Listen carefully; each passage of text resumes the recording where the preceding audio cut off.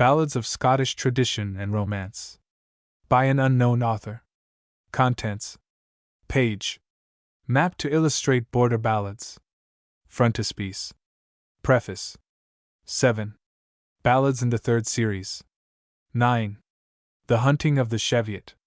1. The Battle of Audden. 16. Johnny Armstrong. 30. The Braes of Yarrow. 34. The TWA Brothers. 37. The Outlier Bold. 40. Mary Hamilton. 44. Kinmont Willie. 49. The Laird o' Logie. 58. Captain Carr. 62. Sir Patrick Spence. 68. Flodden Field. 71.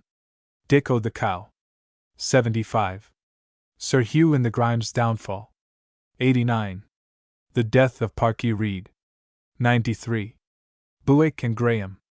101. The Fire of Friendrot. 112. Geordie. 118. The Baron of Brackley. 122. 129. Bessie Bell and Mary Grey. 133. Sir James the Rose. 135. Clyde's Water. 140. Catherine Jaffray. 145. Lizzie Lindsay. 148. The Gardener. 153. John o' the Side. 156. Jamie Douglas. 164. Whaley Gin Love Be Bonny. 168. The Heir of Lynn. 170. Earl Bothwell. 177. Durham Field. 181. The Battle of Harlaw. 194. The Laird of Nottington. 200. The Wunnel Boar. 204. Lord Maxwell's Last Good Night. 206. Appendix. The Jolly Juggler. 211. Index of Titles. 217. Index of First Lines. 219. Preface. Preface. Although a certain number of the ballads in this volume belong to England as much as to Scotland, the greater number are so intimately connected with Scottish history and tradition that it would have been rash, to say the least, for a Southron to have ventured across the border unaided. It is therefore more than a pleasure to record my thanks to my friend Mr. A. Francis Stewart of Edinburgh, to whom I have submitted the proofs of these ballads. His extensive and peculiar knowledge of Scottish history and genealogy has been of the greatest service throughout. Although I must also thank Mr. C. G. Tennant for assistance with the map given as frontispiece, and my unknown friend, Messrs. Constable's Reader, has supplied valuable help in detail. My self-imposed scheme of classification by subject matter becomes no easier as the end of my task approaches. The fourth series will consist mainly of ballads of Robin Hood and other outlaws, including a few pirates. The projected class of sea ballads has thus been split. Sir Patrick Spence, for example, appears in this volume. A few ballads defy classification, and will have to appear, if at all, in a miscellaneous section. The labor of reducing to modern spelling several ballads from the 17th century orthography of the Percy Folio is compensated, I hope, by the quaint and spirited result. These lively ballads are now presented for the first time in this popular form. In The Jolly Juggler, given in the appendix, I claim to have discovered a new ballad, which has not yet been treated as such, though I make bold to think Professor Child would have included it in his collection had he known of it. I trust that the publicity thus given to it will attract the attention of experts more competent than myself to annotate and illustrate it as it deserves. F.S. Ballads in the Third Series. Ballads in the Third Series. I have hesitated to use the term historical in choosing a general title for the ballads in this volume, although, if the word can be applied to any popular ballads, it would be applied with most justification to a large number of these ballads of Scottish and border tradition. Some ballads are historical, or at least are founded on actual occurrences. In such cases, we have a manifest point of departure for our chronological investigation. The ballad is likely to have sprung up shortly after the event, and to represent the common rumor of the time. Accuracy is not to be expected, and indeed too great historical fidelity in detail is rather a ground of suspicion than a certificate of the genuinely popular character of the piece. Two cautionary observations are necessary. Since history repeats itself, the possibility and even the probability must be entertained that every now and then a ballad which had been in circulation for some time was adapted to the circumstances of a recent occurrence, and has come down to us only in such an adaptation. It is also far from improbable that many ballads which appear to have no definite localization or historical antecedents may be founded on fact, since one of the marked tendencies of popular narrative poetry is to alter or eliminate specific names of persons and places in the course of oral tradition. 1. I have 1. Warned by these wise words, we may, perhaps, select the following ballads from the present volume as historical, or at least founded on actual occurrences. This section, which we may call historical, includes the hunting of the Cheviot, the Battle of Audden, Mary Hamilton, the Laird o' Logie, Captain Carr, Flodden Field, the Fire of Frentrot, Bessie Bell and Mary Grey, Jamie Douglas, Earl Bothwell, Durham Field, the Battle of Harlaw, and Lord Maxwell's Last Good Night. Probably we should add the death of Parky Reid, possibly Geordie and the Gypsy Laddie. More doubtful still is Sir Patrick Spens, and the Baron of Brackley confuses two historical events. 2. From the above section I have eliminated those which may be separately classified as border ballads. Sir Hugh and the Grimes' downfall seems to have some historical foundation, but Bewick and Graham has none. A subsection of Armstrong ballads forms a good quartet: Johnny Armstrong, Kinmont Willie, Dick o' the Cow, and John o' the Side. 3. In the purely romantic class we may place the Braes of Yarrow, the Twa brothers, the Outlier Bold, Clydeswater, Catherine Jaffray, Lizzie Lindsay, the heir of Lynn, and the Laird of Nottington. 4. There remain a lyrical ballad, The Gardener, a song, Waly, Waly, Gin Love Be Bonny, and the nondescript One Bore. The appendix contains a ballad, The Jolly Juggler, which would have come more fittingly in the first series, had I known of it in time. In the general arrangement, however, the above classes have been mixed, in order that the reader may browse as he pleases. A comparison of the first two ballads in this volume will show the latitude with which it is possible for an historical incident to be treated by tradition. The Battle of Audubon was fought in 1388, but our two versions belong to the middle of the 16th century. The English Battle of Audubon is the more faithful to history, and refers, 35, to the Chronicle as authority. The hunting of the Cheviot was in the repertory of Richard Shiel, see first series, Introduction, 27, who ends his version in the regular manner traditional amongst minstrels. Also, we have the broadside Chevy Chase, which well illustrates the degradation of a ballad in the hands of the hack writers. This may be seen in many collections of ballads. Mary Hamilton has a very curious literary history. If pendant light, we may assume the facts to be as suggested, pages 44 to 46. It illustrates admirably Professor Kittredge's warning, quoted above, that ballads already in circulation may be adapted to the circumstances of a recent occurrence.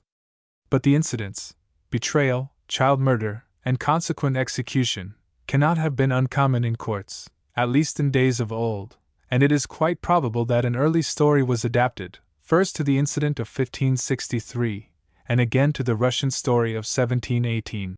Perhaps we may remark in passing that it is a pity that so repugnant a story should be attached to a ballad containing such beautiful stanzas as the last four. Captain Carr is an English ballad almost contemporary with the Scottish incident which it records, and from the fact of its including a popular burden, we may presume it was adapted to the tune. Bessie Bell and Mary Grey, which records a piece of Scottish news of no importance whatever, has become an English nursery rhyme. In Jamie Douglas an historical fact has been interwoven with a beautiful lyric.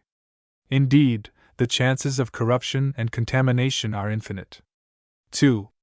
The long pathetic ballad of Bewick and Graham is a link between the romantic ballads and the ballads of the border, Sir Hugh in the Grimes' downfall connecting the border ballads with the historical ballads. The 4 splendid Armstrong ballads also are mainly historical, though Dick o' the Cow requires further elucidation. Kinmont Willie is under suspicion of being the work of Sir Walter Scott, who alone of all ballad editors, perhaps, could have compiled a ballad good enough to deceive posterity.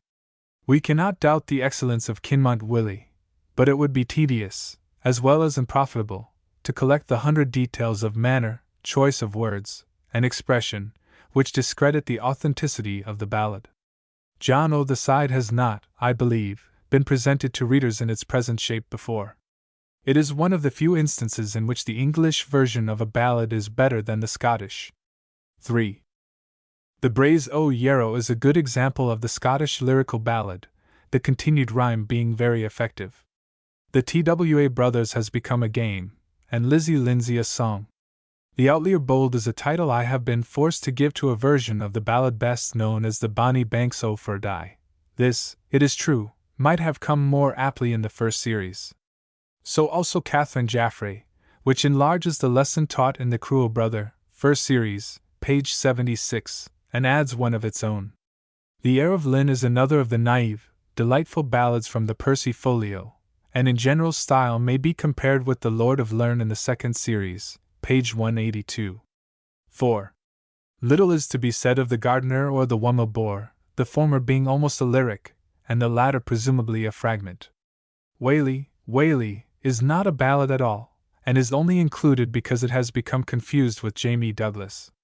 The Jolly Juggler seems to be a discovery, and I commend it to the notice of those better qualified to deal with it.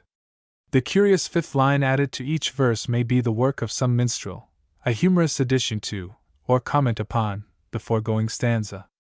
Certain Danish ballads exhibit this peculiarity, but I cannot find any Danish counterpart to the ballad in Prior's 3 volumes. The Hunting of the Cheviot. The text here given is that of a MS. In the Bodleian Library, Ashmole 48, of about the latter half of the 16th century. It was printed by Hearn, and by Percy in the Relics, and the whole MS. Was edited by Thomas Wright for the Roxburgh Club in 1860. In this MS, The Hunting of the Cheviot is No. 8, and is subscribed explicit, quod Richard Shiel. Shiel is known to have been a minstrel of Tamworth, and it would appear that much of this MS, including certain poems, no doubt his own, is in his handwriting. Probably the book belonged to him. But the supposition that he was author of The Hunting of the Cheviot, Child dismisses as preposterous in the extreme. The text. Mess. Mess. Mess. Mess. The other version, far better known as Chevy Chase, is that of the Percy Folio, published in the Relics, and among the Pepys, Dowse, Roxburgh, and Bagford collections of ballads.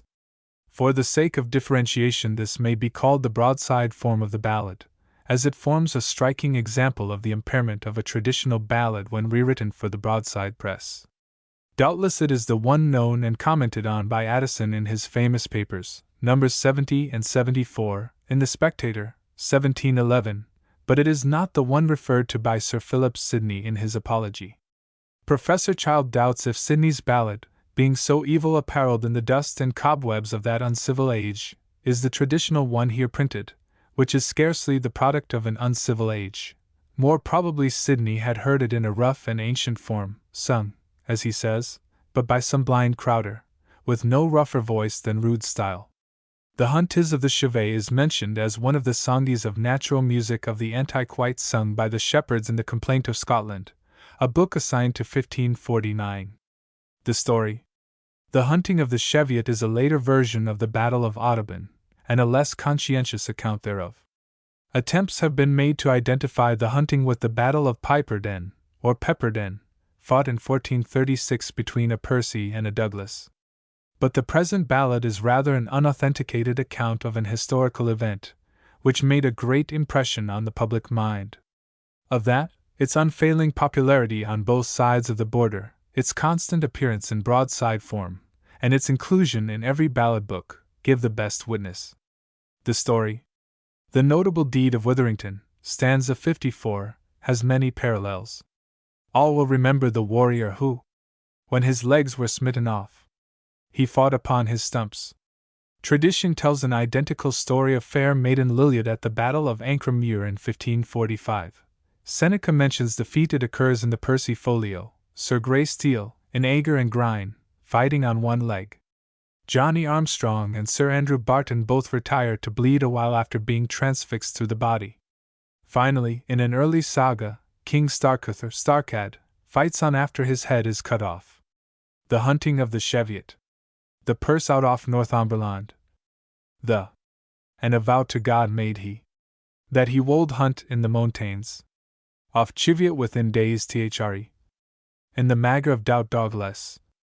And all that ever with him be. The fattest hearts in all Cheviot. He said he wold Kylo, and carry them away. Be my faith, said the deheady Douglas again. Iwylo let that haunting wife that I may. Then the purse out off Banboro cam. With him a mighty meanie. With 1500 archers bold off blood and bone. The were chosen out of shires thre. This began on a Monday at morn. In Cheviot the hillies so he. The Calda may rue that ys born. It was the moor pit. The drivers thorough the woods went. For to rease the deer. Bowman Bickard pone the bent. With their browed arrows clear. Then the wild thorough the woods went. On every side sheer. Greyhounds thorough the grievous glent. For to Kylo their deer. This began in Cheviot the hyless a bone. Yearly on a Monday. Be that it drew to the aware off none. 100 fat hearts dead delay. The blue a mort pone the bent. The semblide on sides sheer. To the quarry then the purse went. To se the Britlinge off the deer. He said, it was the Douglas promise. This day to met me here. But I wist he wold a fail, veriment. A great doth the purse swear. At the last a squire off Northumberland. Located at his hand full New York. He was war of the doughty Douglas Comminge. With him a might meany. Both with spear, bill, and brandy. Whitey was a mighty sight to se. Hardyar men both off heart nor hand. Were not in Christiant. The were 20 spearmen good. Without any feel. The were born along be the water atwide. Youth bounds of Tiverdale. Leave of the Brytlyng of the deer, he said. And to your boys lock ye take good hudda. For never sith ye were on your mothars born. Had ye never so mickle need. The deheady Douglas on a steed. He rode a let his men beforn. His armor glittered as dyd a gleed. A bolder barn was never born. Tell me whose men ye are, he says. Or whose men that ye be. Who gave you leave to hunt in this Cheviot chase? In the SBYT of MYN and of me. The first main that ever him an answer made. Whitey was the good Lord Purse. We wyl not tell the whose men we are, he says. Nor whose men that we be. But we wyl hound here in this chase. In the SBYT of thine and of the fattest hearts in all Cheviot. We have KYLD, and cast to carry them away. Be my troth, said the Douglas again. Therefore the ton of us shall do this day. Then said the Douglas. Unto the Lord Purse. To Kyll guiltless men. Alas, it were great pit. But Purse, thou art a lord of land. I am a Eurocalid within my contra. Let all our men pone apart one stand. And do the batel off the end of me. Now creased cores on his crown, said the Lord Purse. Whosoever thereto says nay. Be my troth, Douglas, he says. Thou shalt never see that day. Net har in England, Scotland, and France. Nor for no man of a woman born. But, and fortune be my chance. I dar met him, on man for on. Then bespake a squire off Northumberland. Richard Witherington was his name. It shall never be told in Southingland, he says. To Kyng Harry the Fourth for sham. I would you be wine great lords twal. I am a poor squire of land. I will never see my captain fyght on a falda. And stand myself and look on. But will I may my weapon weld. I will not fail both heart and hand. That day, that dreadful day. The first fit here I find. And you while hear any more of the haunting of the Cheviot. Yet why us the more behind? The English men hae their bowies yebant. Their hearts are good enough. The first off arrows that the showed off. 70 spearmen the slough. Yet biddies the Earl Douglas upon the bent. A captain good enough. And that was sen of veriment. For he wrought him both woo and wouch. The Douglas parted his oast in thre. Like a cheftain off pride. With spears off might tray. The come in on every side. Through our English archery. Gave many a wound full wide. Many a doe the guard to dy. Which denied them no pride. The English men let the boys be. And pulled the out brandis that were bright. It was a heavy syght to se. Bryght swords on bass knights lyght. Thorough rish mail and mineeple. Many stun the strock done stret. Many a frake that was full fre. Their undar foot lyght. At last the Douglas and the purse met. Like to captains of myght and of Maine. The swap together tiled the both swat. With swords that were a foon millin. Thes worth freckies for to fyght. There to the were full fain. Tile the blood out off their bassnets sprint.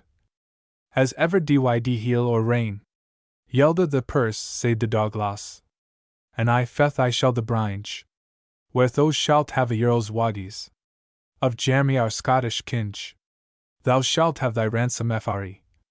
I hight to hear the stinge. For the manfulest man yet art thou. That ever I conquered and filled a fight tinge. Nay, said the Lord Purse. I told it the beforn. That I wold and never yelled I'd be. To no man of a woman born. With that there cam an arrow hastily. For the off I might wane. Hit haid streaking the Earl Douglas. In at the breastbane. Thorough livar and lunges bathe. The sharp arrow ys gain. That never after in all his live days.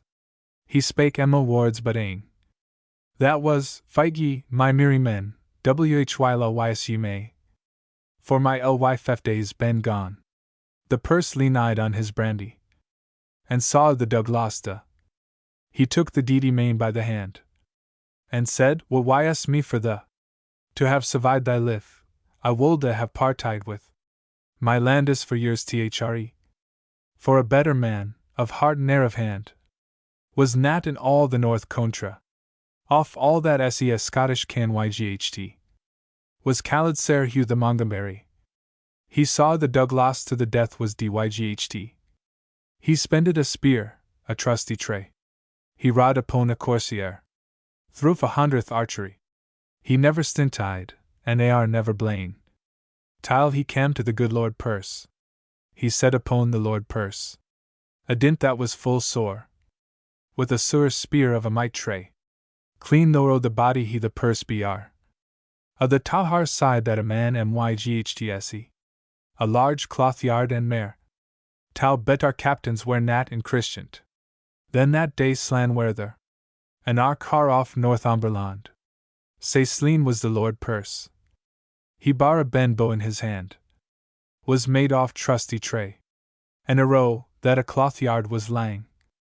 To the hard steel haylight he. A dyant that was both sad and sore. He sat on Sir Hugh the Montgomery. The dyant whitey was both sad and sar. That he of Montgomery seat. The swain fethars that his arrow bar. With his hard blood the were wheat. There was never a freak won foot wolde fle. But still and stir dyd stand. He wing on ike other, will the might dray. With many a ballful brandy. This batel began in Cheviot. An hour before the nun. And when even Sange bell was rang. The batel was nat half done. The talk on our hand. Be the lyght off the moan. Many haid no strength for to stand. In Cheviot the hillies Aben. Of 1500th archers of England. Went away but 70 and thre. Of 20 spearmen of Scotland. But even 5 and 50. But all were slaying Cheviot within. The haid no strength to stand on high. The Calda may rue that ys unborn. It was the Moor Pit. There was slain, why the Lord Perce. Sir Johann of Agerstone. Sir Roga, the Hind Hartley. Sir William, the bold Huon. Sir George, the worth Lummel. A knight of great Renown. Sir Raff, the rich Rugby. With dinties were beaten down. For Wetherington my heart was wa. That ever he slain shoulda be. For when both his leggies were hewn in two. Yet he niled and fought on high Scanwhy. There was slain, with the Deheady Douglas. Sir Hugh the Montgomery. Sir Davy Little, that worth was. His sister's son was he. Sir Charles Amur in that place. That never a foot wold FLE. Sir Hugh Maxwell, a lord he was. With the Douglas dyd he day. So on the morrow they made them bars. Off birch and hazel so grey. Many weedus, with weeping tears, came to fash their makies away. Tividale may carpe off care. Northumberland may make great mon. For tau such captains as slain were there. On the march party shall never be none. Word ys come men to Edinburgh. To Jamie the Scottish kinge. That Deheady Douglas, a wife tenant of the marches. He lay sleen chiviot within. His hands dyd he wheel and wyng. He said, alas, and woe ys me. Such an other Captain Scotland within. He said, ye fes should never be. Ward ys common to lovely London. Till the fourth Harry our kinge. That Lord Perce, lieutenant of the marches. He lay slain chiviot within. God have mercy on his soul, said kyng Harry. Good Lord, why if thy will it be? I have 100 captains in England, he said. As good as ever was he. But Perce, and I brook my life. Thy death well quite shall be. As our noble kinge made his avow. Like a noble prince of Renown. For the death of the Lord Perce. He died the Battle of Humbledown. Where Syx and Thrit Scottish knights. On a day were beaten down. Glendale glitteried on the armor bryght. Over Castile, Tower, and town. This was the huntinge off the Cheviot. That tear began this spurn.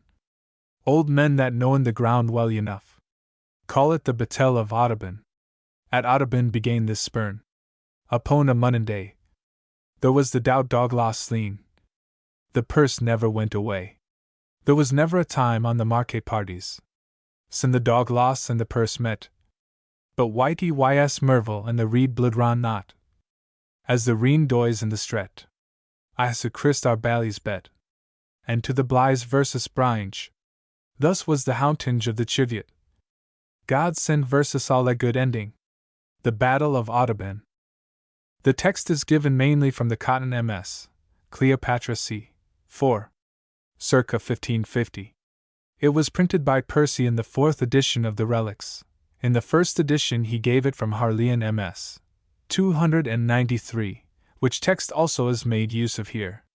A separate Scottish ballad was popular at least as early as 1549, and arguments to prove that it was derived from the English ballad are as inconclusive as those which seek to prove the opposite.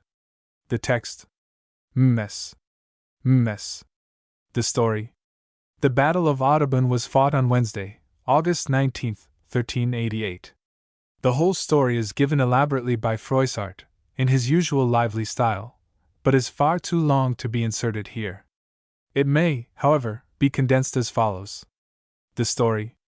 The great northern families of Neville and Percy being at variance owing to the quarrels of Richard II. With his uncles, the Scots took the advantage of preparing a raid into England. Earl Percy, hearing of this, collected the Northumbrian powers, and unable to withstand the force of the Scots, determined to make a counter-raid on the east or west of the border, according as the Scots should cross. The latter, hearing of the plan through a spy, foiled it by dividing their army into two parts, the main body under Archibald Douglas being directed to Carlisle. 300 or 400 picked men-at-arms, with 2,000 archers and others, under James, Earl of Douglas, Earl of March and Dunbar, and the Earl of Murray, were to aim at Newcastle, and burn and ravage the bishopric of Durham. With the latter alone we are now concerned. 2. With his small army the Earl of Douglas passed rapidly through Northumberland, crossed the Tyne near Branspeth, wasted the country as far as the gates of Durham, and returned to Newcastle as rapidly as they had advanced. Several skirmishes took place at the barriers of the town, and in one of these Sir Henry Percy, Hotspur, was personally opposed to Douglas. After an obstinate struggle the Earl won the pennon of the English leader, and boasted that he would carry it to Scotland, and set it high on his castle of Dalkeith. That, cried Hotspur, no Douglas shall ever do, and ere you leave Northumberland you shall have small cause to boast. Your pennon, answered Douglas, shall this night be placed before my tent. Come and win it if you can. But the Scots were suffered to retreat without any hostile attempts on the part of the English, and accordingly, after destroying the Tower of Ponteland, they came on the second day to the castle of Audden, situated in Redesdale, about 32 miles from Newcastle. The rest may be read in the ballad. Of all the battles, says Froissart, that I have made mention of here before, in all Thee's history, great or small, Thee's battle was one of the sorest, and best foughten, without cowards or faint-hearts, for there was nother Knyght nor squire but that died highst devoyer, and fought hand to hand. The Battle of Audden. Whitey fell about the Lammas tide. Whitey. Wan husbands winest the hay. The doughty Douglas boen Hym to ride. In England to take a prey. The Earl of Fife, with Oten strive. He boened Hym over Solway. The Greta Wolde ever together ride. That race they may rue for aye. Over Hoppertope Hylo they came in. And so down by Rodcliffe Crage.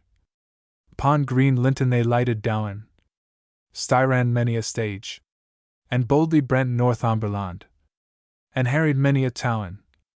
They dyd or yngl men Greta range. To betel that were not bowen. Then spake a burn pon the bent. Of comforte that was not cold. And said, we have brent Northumberland. We have all wealth and hold. Now we have harried all Bamborough Skyer. All the wealth in the world have we. I read we ride to Newcastle. So esti well and stalwartly. Upon the morrow, when it was day, the standard shone full bryght. To the New Castel the toke the way, and there they came full ryght. Sir Henry Percy lay at the New Castel. I tell ya with Oten dreed. He had bewine a marchman all high stays, and kept Barwyke upon Tweed. To the New Castel when they came, the Scots they cried on hyght. Sir Harry Percy, and thou byst within. Come to the Fauda, and fyght. For we have brent Northumberland. Thy heritage good and ryght. And sign my loging I have take. With my brandy dubbed many a can yght. Sir Harry Percy came to the walls. The Scottish asked for to Essie. And said, and thou hast brent Northumberland. Full sorry with me. Why if thou hast harried all Bamborough Skyer? Thou hast done me Greta envy. For the trace basse thou hast me done. The tone of verses shall die. Where shall I bide the, said the Douglas? Or where wilt thou come to me? At Otterbourne, in the hygh way. The mast though well logied be. The roof full rekeels the ski rinnes. To make the game and glee. The falcon and the feasts on both. Amunge the holts on high. The mast though haul thy wealth at wyl. Well luged the mast be. Why it shall not be long or I come to tyl. Said Sir Harry Percy. There shall I bide the, said the Douglas. By the fate of my body. But shall I come, said Sir Harry Percy. My troth I plyght to the. A pipe of wine he gave them over the walls. For soth as I yow say. There he made the Douglas drink. And all high so's that day. The Douglas turned Hym homeward again. For soth without a nay. He took his loging at Otterbourne. Pon a Wednesday. And there he pyght high standard down. High's getting more and less. And sign he warned high's men to go. To chose the geldings gress. A Scottish can yght hoved pon the bent. A watch I dare well say. So was he ware on the noble Percy. In the dawning of the day, he pricked to Heist's pavilion door, as fast as he myght ran. Awaken, Douglas, cried the kyght, for Heist love that sits enthroned. Awaken, Douglas, cried the kyght, for thou mast waken wyth win. Yender haw I spied the proud Persei, and 7 standards wyth hym. Nay, by my troth, the Douglas sayed, it ys but a feigned tale. He durst not look on my breed banner, for all England so hail. Was I not yesterday at the new castell, that stands so fair on Tyne? For all the men the Percy had, he could not gimme ones to dine. He stepped out at his pavilion door, to look, and it were less. Array yow, Lord Inges, one and all, for here begins no pice. The Earl of Mente, thou arte maim. The forward I jive to the Earl of Huntly, caught and keen. He shall be wyth the Lord of Bogan, in armour bryght. On the other hand he shall be Lord Johnstown and Lord Maxwell. They two shall be with me. Swinton, fair filed of pon your pride, to Batel make ya Bowen.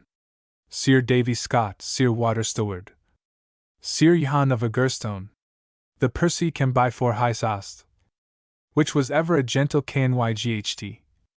Pon the Douglas load can he cry.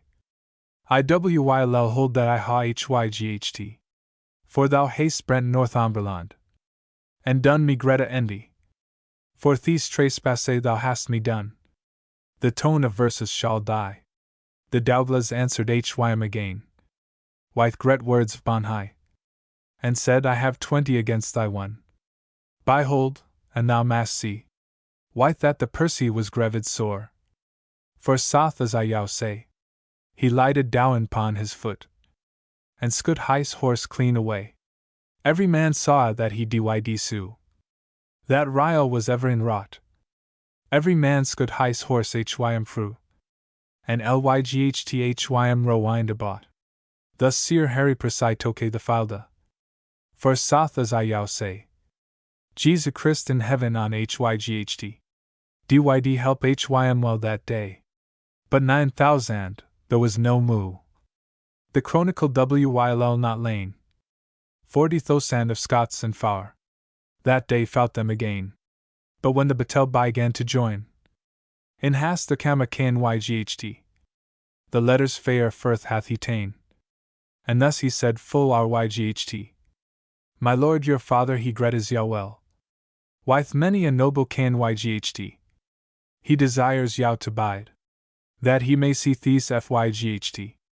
The Baron of Grastoke ys come out of the west, with hym a noble company.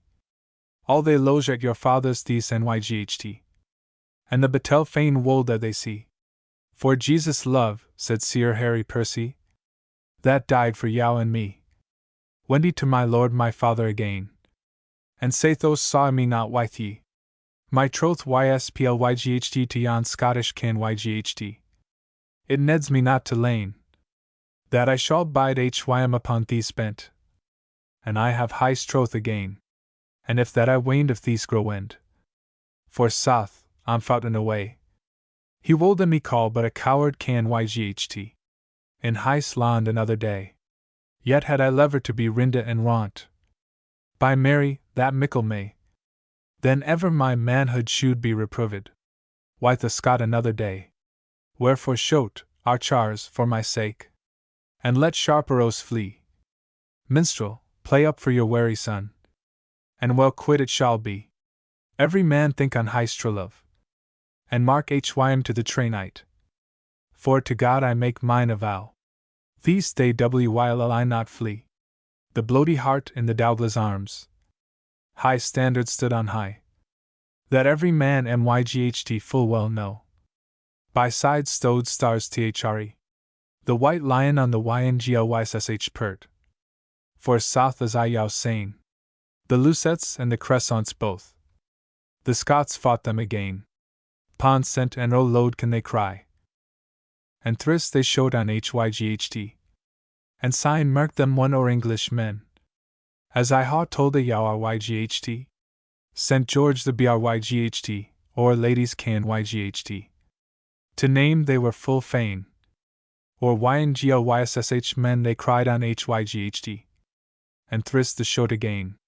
What that sharp aros began to flee. I tell yow and certain. Men of arms began to join. Many a doughty man was there slain. The Percy and the Douglas meta. That ether of other was fain. They swapped together whylo that the sweat. With swords of fine collayne. Twylo the blood from their bassinets ran. As the roke doth in the rain. Yelda the to me, said the Douglas. Or else thou shalt be slain. For I see by thy bryght bassonet. Thou art some man of myght. And so I do by thy burnished brandy. Thou art an earl, or else a knyght. By my good faith, said the noble Percy. Now haste thou read full ryght. Yet whyl I never yelled a me to the. Whyl I may stand and fyght. They swap together whyl that they sweat. With sword sharp and long. Ych on other so fast they beat. Twylo the helms cam in paces down. The Percy was a man of strength. I tell yow, in thee stound. He smote the Douglas at the sword's length. That he fell to the ground. The sword was sharp, and sore can bite. I tell yow and certain. To the heart he cowed hym smite. Thus was the Douglas slain. The standard stowed estwyl on eke side. With many a grievous groan. There the fought the day, and all the nyght. And many a doughty man was slain.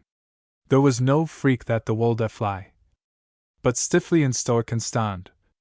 Icon hearing on other whyl they myght dry. With many a baleful brand. There was slain pon the Scots side. For soth and certainly. Sir James the Douglas there was slain. That day that he cowed die. The Earl of Mente he was slain. Grisely groaned upon the ground. Sir Davy Scott, Sir Water Steward. Sir Johan of Agerstown. Sir Charles Morey in that place. That never a foot wold flee. Sir Hugh Maxwell, a lord he was. What the Douglas dyd he die. There was slain upon the Scots side. For soth as I yow say. Of 40,000 Scots. Went but 18 away. There was slain upon the English side. For soth and certainly. A gentle knyght, Sir Johan Fichu. Whitey was the more peaty. Sir James Hardbotel there was slain. For hym the hearts were sore. The gentle Lovell there was slain. That the Percy's standard bore. There was slain upon the yngoyssh pert. For soth as I yow say. Of 9,000 yngoyssh men. 500 came away. The other were slain in the Falda.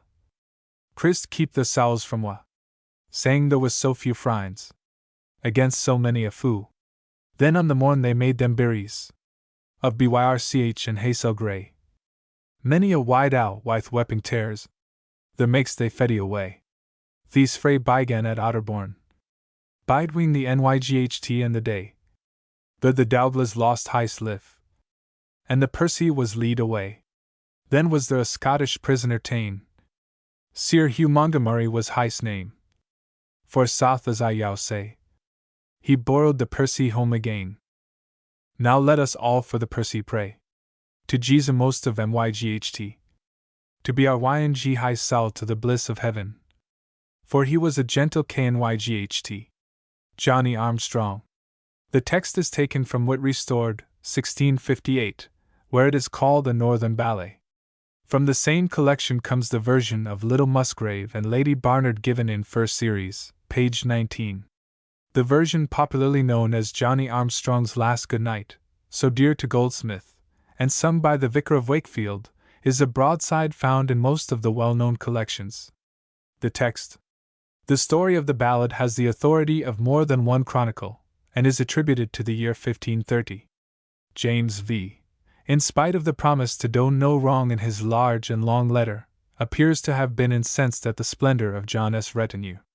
It seems curious that the outlaw should have been a Westmoreland man, But the Chronicles of Scotland say that from the Scots border to Newcastle of England, there was not one, of whatsoever estate, but paid to this John Armstrong a tribute, to be free of his cumber. He was so doubted in England.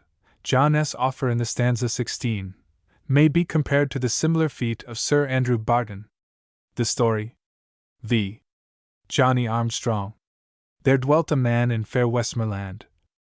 There John Armstrong men did him call. He had nither lands nor rents coming in. Yet he kept 80 men in his hall.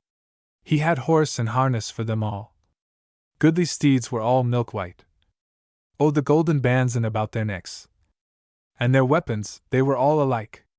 News then was brought unto the king, that there was sic a one as he, that lived like a bold outlaw, and robbed all the north country. The king he writ in a letter then, a letter which was large and long. He signed it with his own hand, and he promised to do him no wrong. When this letter came John until his heart it was as blithe as birds on the tree.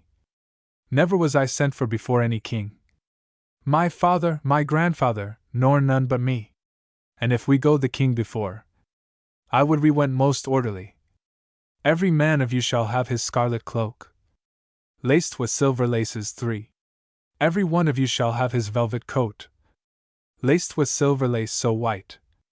Oh, the golden bands in about your necks. Black hats, white feathers, all alike. By the morrow morninge at 10 of the clock, towards Edinburgh gone was he, and with him all his 80 men. Good Lord, it was a goodly sight for to see. When John came before the king, he fell down on his knee. "O pardon, my sovereign liege," he said. "O pardon my 80 men and me. Thou shalt have no pardon, thou traitor strong, for thy 80 men nor thee. For tomorrow morning by 10 of the clock, both thou and them shall hang on the gallows tree." But John looked over his left shoulder. Good Lord, what a grievous looked he, saying, asking grace of a graceless face, "Why, there is none for you nor me." But John had a bright sword by his side, and it was made of the metal so free, that had not the king stepped his foot aside, he had smitten his head from his fair bod, saying, "Fight on, my merry men all, and see that none of you be ta'en. For rather than men shall say we were hanged, let them report how we were slain."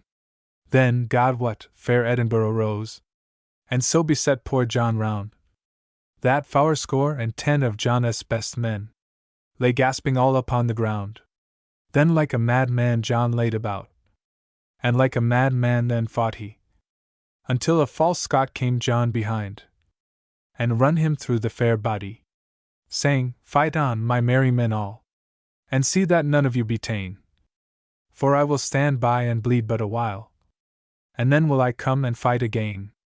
News then was brought to young John Armstrong, as he stood by his nurse's knee, who vowed if e'er he lived for to be a man, oh, the treacherous Scots revenged he'd be.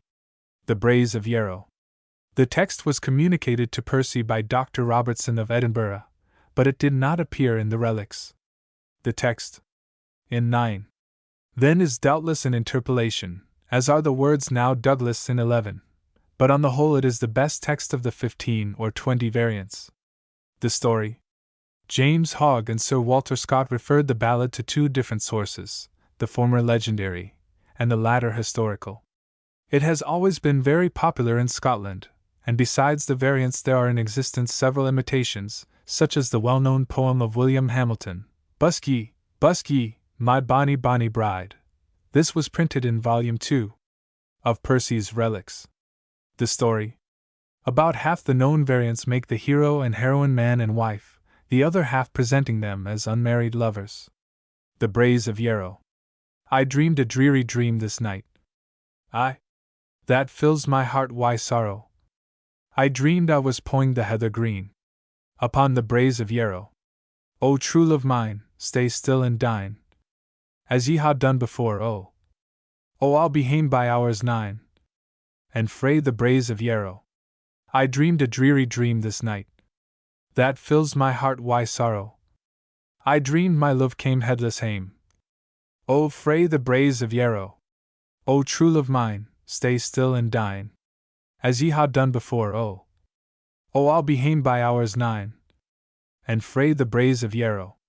Oh, are ye going to hawk, she says, as ye ha done before, or are ye going to wield your brand upon the braes of Yarrow? Oh, I am not going to hawk, he says, as I have done before, but for to meet your brother John upon the braes of Yarrow, as he gied down yon dowie den. Sorrow went him before, 9 well white men lay waiting him upon the braes of Yarrow. I have your sister to my wife. Ye think me an unmeet marrow, but yet 1 foot will I never flee. Now fray the braes of Yarrow. Then 4 he killed and 5 did wound. That was an unmeet marrow, and he had will nigh won the day upon the braes of Yarrow. But a cowardly loon came him behind. Our Lady lend him sorrow, and why a rapier pierced his heart, and laid him low on Yarrow. Now Douglas to his sister's gain. Why meikle dile and sorrow? Gie to your love, sister, he says. He's sleeping sound on Yarrow, as she went down yon dowie den. Sorrow went her before, she saw her true love lying slain upon the braes of Yarrow. She swooned thrice upon his breast. That was her dearest marrow. Said, ever alace, and wae the day thou wentst frae me to Yarrow.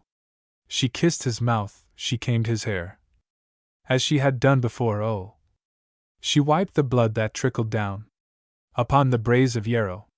Her hair it was 3/4 lang. It hang baith side and yellow. She tied it round her white housebane, and tint her life on Yarrow.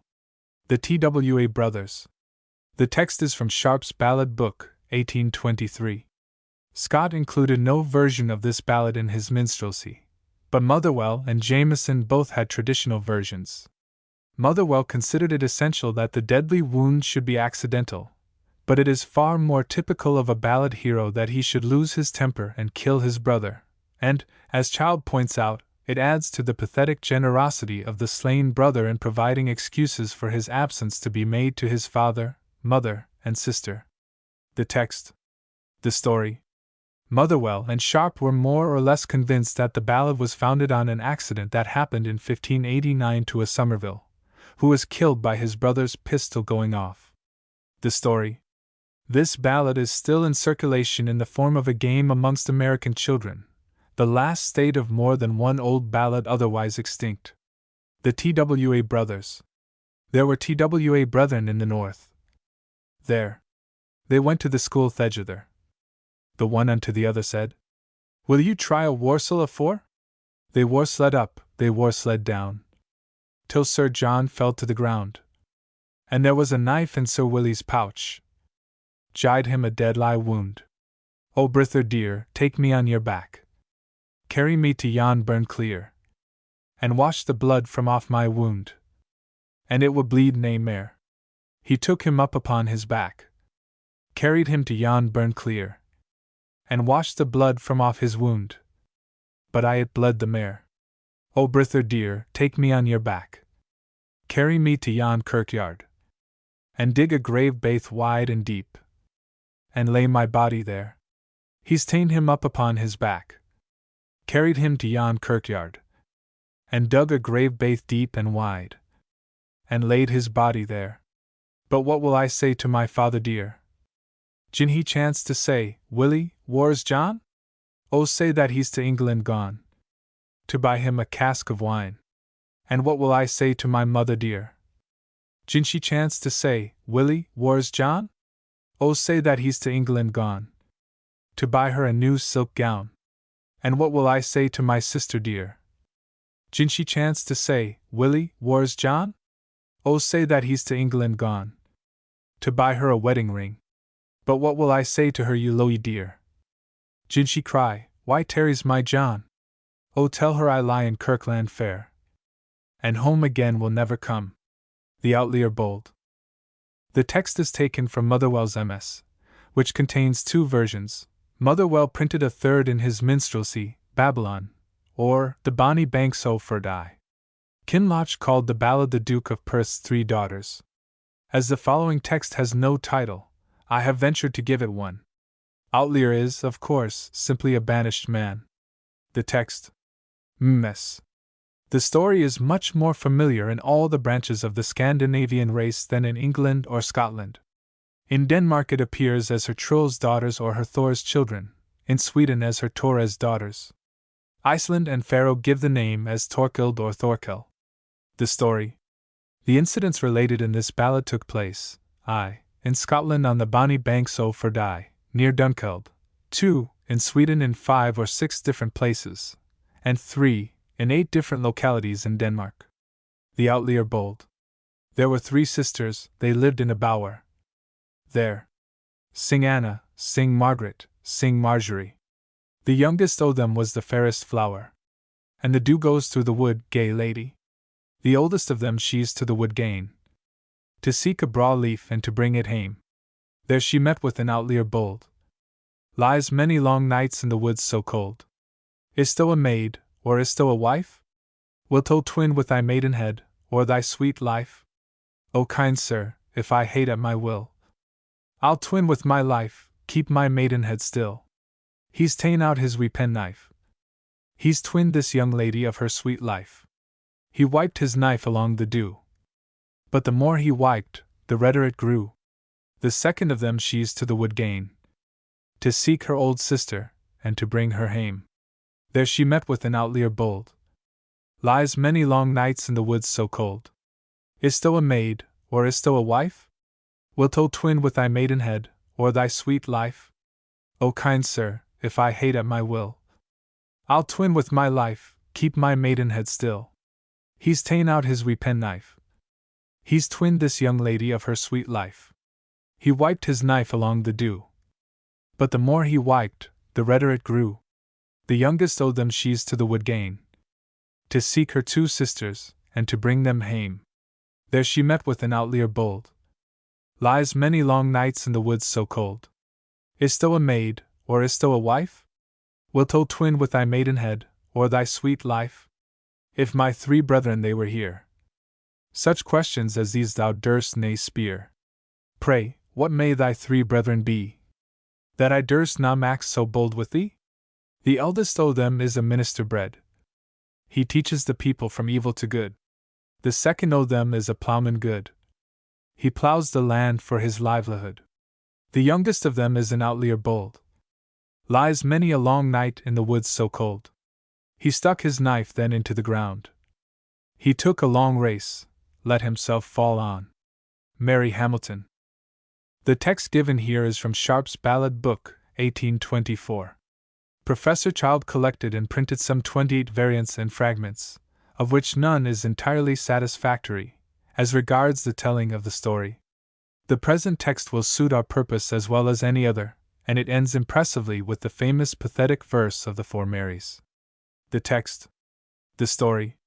Leslie in his History of Scotland, 1830, says that when Mary Stuart was sent to France in 1548, she had in attendance sundry gentlewomen and noblemen's sons and daughters, almost of her own age, of the which there were 4 in special of whom every one of them bore the same name of Mary, being of 4 sundry honourable houses, to wit, Fleming, Livingston, Seaton, and Beaton of Crike. The 4 Marys were still with the Queen in 1564. Hamilton and Carmichael appear in the ballad in place of Fleming and Livingston. The story. Scott attributed the origin of the ballad to an incident related by Knox in his History of the Reformation. In 1563 or 1564 a Frenchwoman was seduced by the Queen's apothecary, and the babe murdered by consent of father and mother. But the cries of a newborn babe had been heard, search was made, and both parents were damned to be hanged upon the public street of Edinburgh. In 1824, in his preface to the Ballad Book, Charles Kirkpatrick Sharp produced a similar story from the Russian court. In 1885 this story was retold from authentic sources as follows. After the marriage of one of the ministers of Peter the Great's father with a Hamilton, the Scottish family ranked with the Russian aristocracy. The Tsar Peter required that all his Empress Catherine's maids of honor should be remarkably handsome, and Mary Hamilton, a niece, it is supposed, of the above minister's wife, was appointed on account of her beauty. This Mary Hamilton had an amour with one Orloff, an aide-de-camp to the Tsar, a murdered babe was found, the guilt traced to Mary, and she and Orloff sent to prison in April 1718. Orloff was afterwards released. Mary Hamilton was executed on March 14, 1719. Professor Child, in printing this ballad in 1889, considered the details of the Russian story too, most of which I have omitted, to be so closely parallel to the Scottish ballad, that he was convinced that the later story was the origin of the ballad, and that the ballad maker had located it in Mary Stuart's court on his own responsibility. In September 1895, Mr. Andrew Lang contributed the results of his researches concerning the ballad to Blackwood's magazine, maintaining that the ballad must have arisen from the 1563 story, as it is too old and too good to have been written since 1718.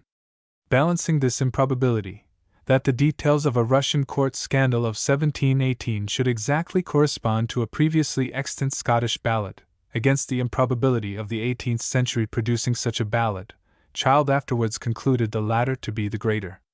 The coincidence is undoubtedly striking, but neither the story nor the name are uncommon. 2. It is, of course, possible that the story is older than 1563. It should not be difficult to find more than one instance, and that it was first adapted to the 1563 incident and afterwards to the Russian scandal, the two versions being subsequently confused. But there is no evidence for this. Mary Hamilton. Word as gained to the kitchen. Word. And words gained to the ha. That Marie Hamilton gangs why bairn. To the hitches Stuart of a. He's courted her in the kitchen. He's courted her in the ha. He's courted her in the leg cellar. And that was worst of a. She's tied it in her apron. And she's thrown it in the sea. Says, sink ye, swim ye, bonny wee babe. You'll ne'er get marrow me. Down then cam the auld queen. Dowd tassels tying her hair. O Marie, where's the bonny wee babe? That I heard greet sa sir? There was never a babe atil my room. As little designs to be. It was but a touch o my sair side. Come o'er my fair bodie. O Marie, put on your robes o black. Or else your robes o brown. For ye maun gang wi' me the night. To see fair Edinburgh town. I winna put on my robes o black. Nor yet my robes o brown. But I'll put on my robes o white. To shine through Edinburgh town. When she gied up the Canongate. She laughed loud laughters three. But once she came down the Canongate. The tear blinded her ye. When she gied up the Parliament stair. The heel cam af her she. And lang or she came down again. She was condemned to die. When she came down the Canongate. The Canongate sa free. Many a lady looked o'er her window. Weeping for this lady. Ye need nae weep for me, she says. Ye need nae weep for me. For had I not slain mine own sweet babe, this death I wadna die. Bring me a bottle of wine, she says. The best that e'er ye hae. That I may drink to my well-wishers. And they may drink to me.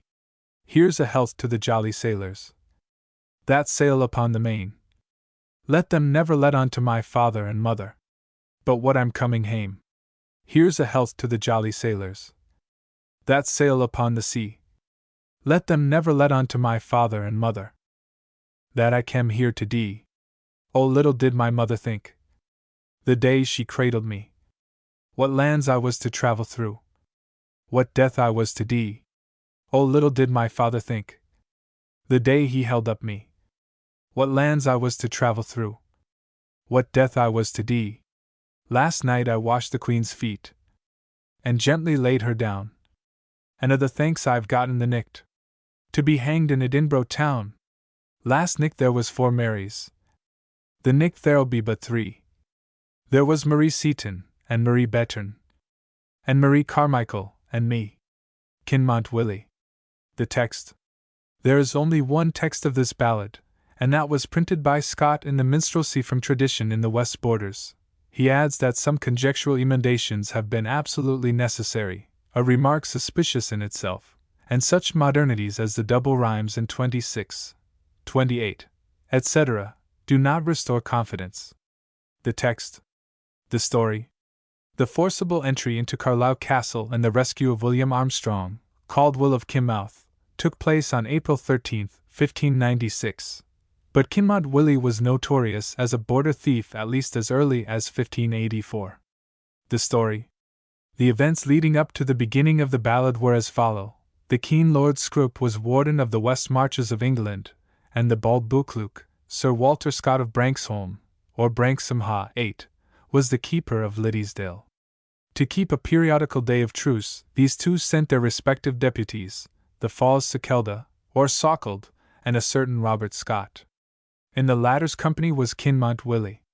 Business being concluded, Kinmouth Willie took his leave, and made his way along the Scottish side of the Liddel River, which at that point is the boundary between England and Scotland.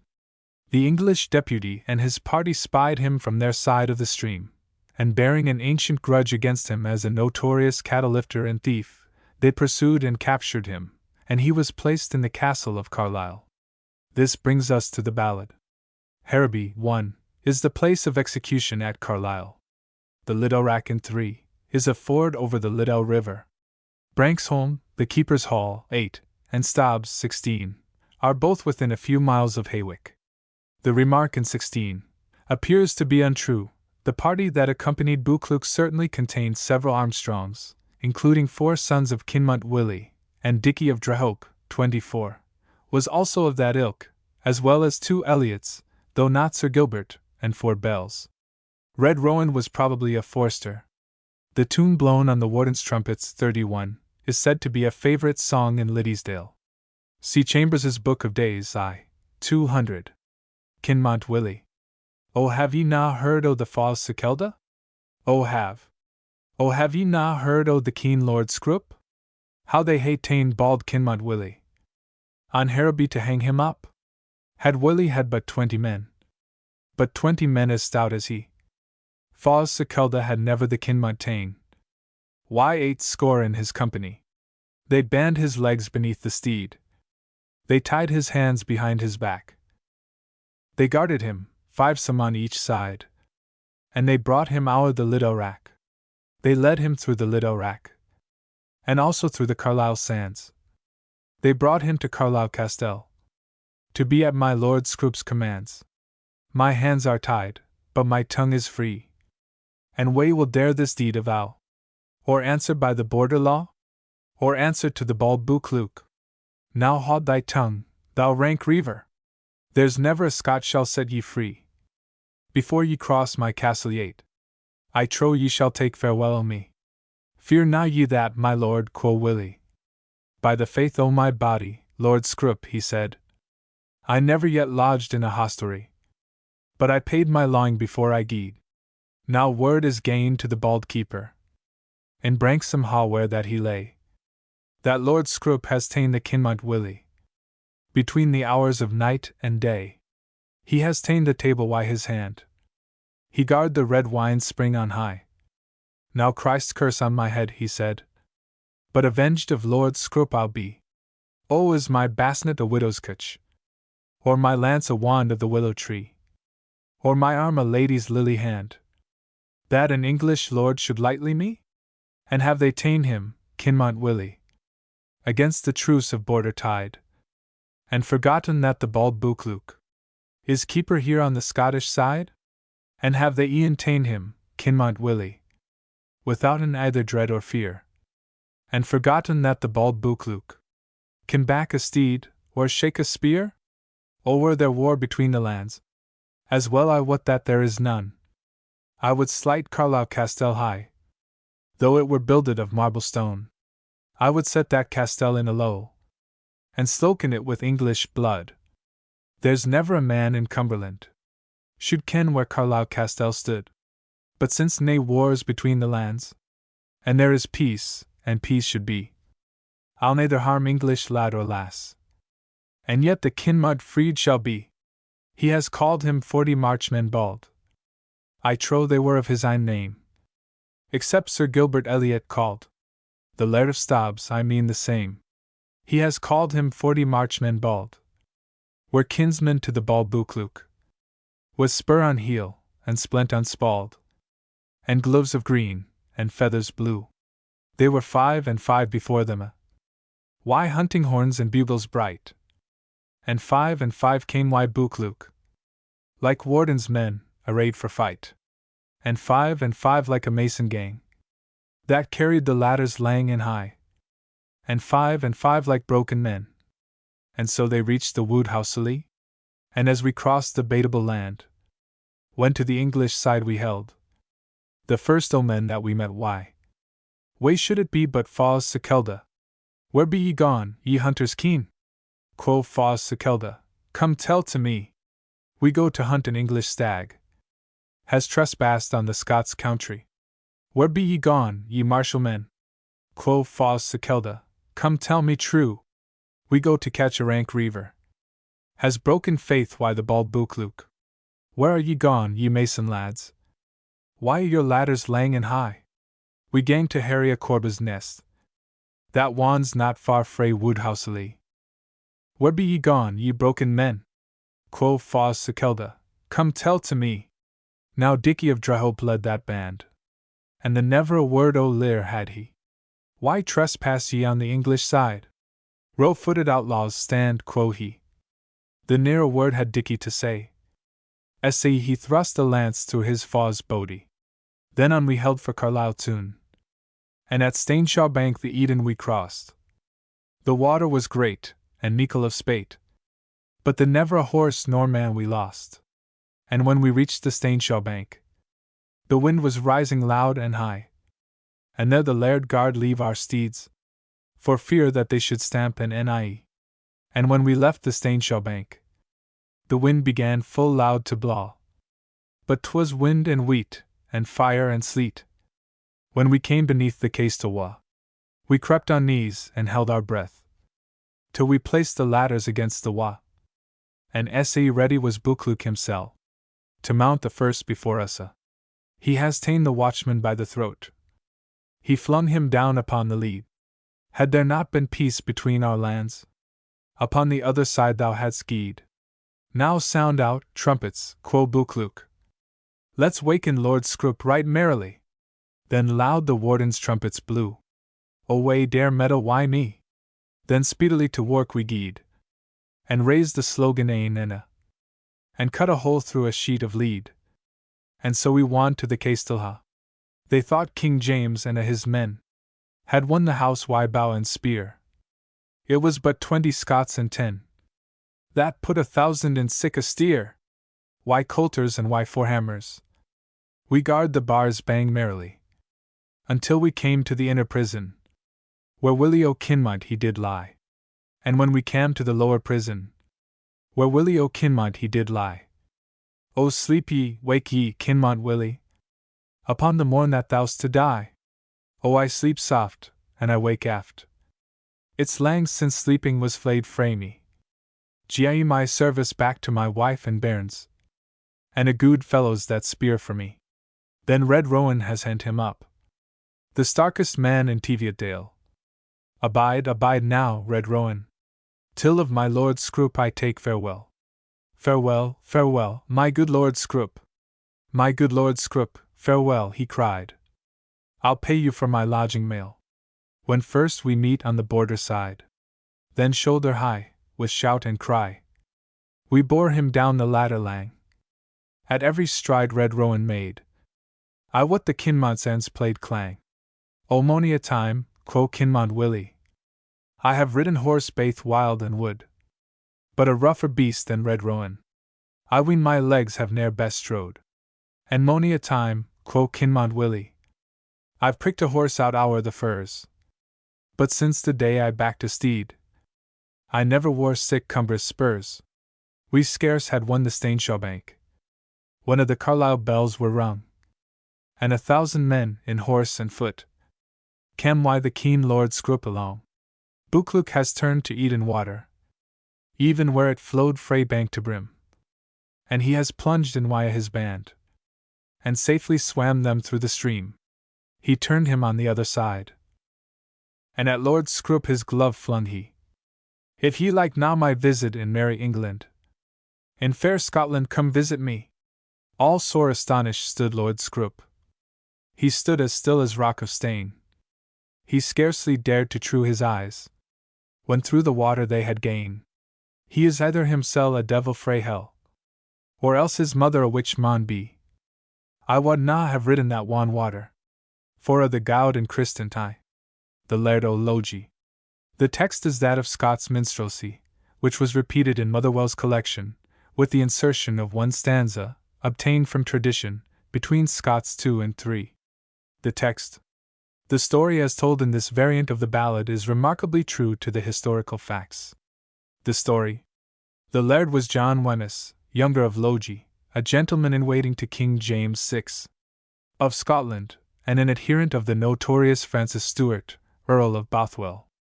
After the failure of the two rash attempts of Bothwell upon the king's person, the former at Holyrood House in 1591 and the second at Falkland in 1592, the Earl persuaded the Laird of Logie and the Laird of Burghley to join him in a third attempt, which was fixed for the 7th or 9th of August 1592. But the king got wind of the affair, and the two lairds were seized by the Duke of Lennox and committed to ward within Dalkeith. 6. The heroine of the ballad was a Danish maid of honor to James's queen. Her name is variously recorded as Margaret Vinstar, Wykestern, Twinstown, or Twinslace. Carmichael was Sir John Carmichael, appointed captain of the King's Guard in 1588. The ballad stops short at the escape of the lovers by ship. But history relates that the young couple were befriended by the Queen, who refused to comply with the King's demand that May Margaret should be dismissed. Eventually both were received into favour again, though the Laird of Logie was constantly in political trouble. He died in 1599. See a paper by A. Francis Stewart in the Scots Magazine for October 1899, page 387. The Laird o' Logie. I will sing, if you will hearken. I will. If you will hearken unto me. The king has ta'en a poor prisoner, the wanton Laird o' young Logie. Young Logie's laid in Edinburgh Chapel. Carmichael's the keeper o' the key, and May Margaret's lamenting sair, afore the love of young Logie. Lament, lament na, May Margaret, and of your weeping let me be, for ye maun to the king himsel, to seek the life of young Logie.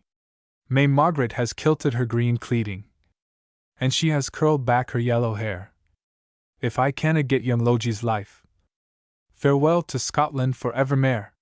When she came before the king, she knelt lowly on her knee. Oh, what's the matter, May Margaret? And what needs of this courtesy? A boon, my noble liege. A boon, I beg o' thee. And the first boon that I come to crave is to grant me the life o' young Logie. O na, May Margaret. Forsooth, and so it mauna be. For the gowd o' fair Scotland shall not save the life o' young Logie, but she has stown the king's redding came. Likewise the queen her wedding knife, and sent the tokens to Carmichael, to cause young Logie get his life. She sent him a purse o' the red gowd, another o' the white money. She sent him a pistol for each hand, and bade him shoot when he gat free. When he came to the Tolba stair, there he let his volley flee. It made the king in his chamber start, e'en in the bed where he might be. Gie out, my merryminne, and bid Carmichael come speak to me, for I'll lay my life the pledge o' that. That yon's the shot o' young Logie. When Carmichael came before the king, he fell low down upon his knee. The very first word that the king spake was, "Where's the Laird of young Logie?" Carmichael turned him round about. I wot the tear blinded his eye. There came a token frae your grace. Has ta'en away the Laird frae me.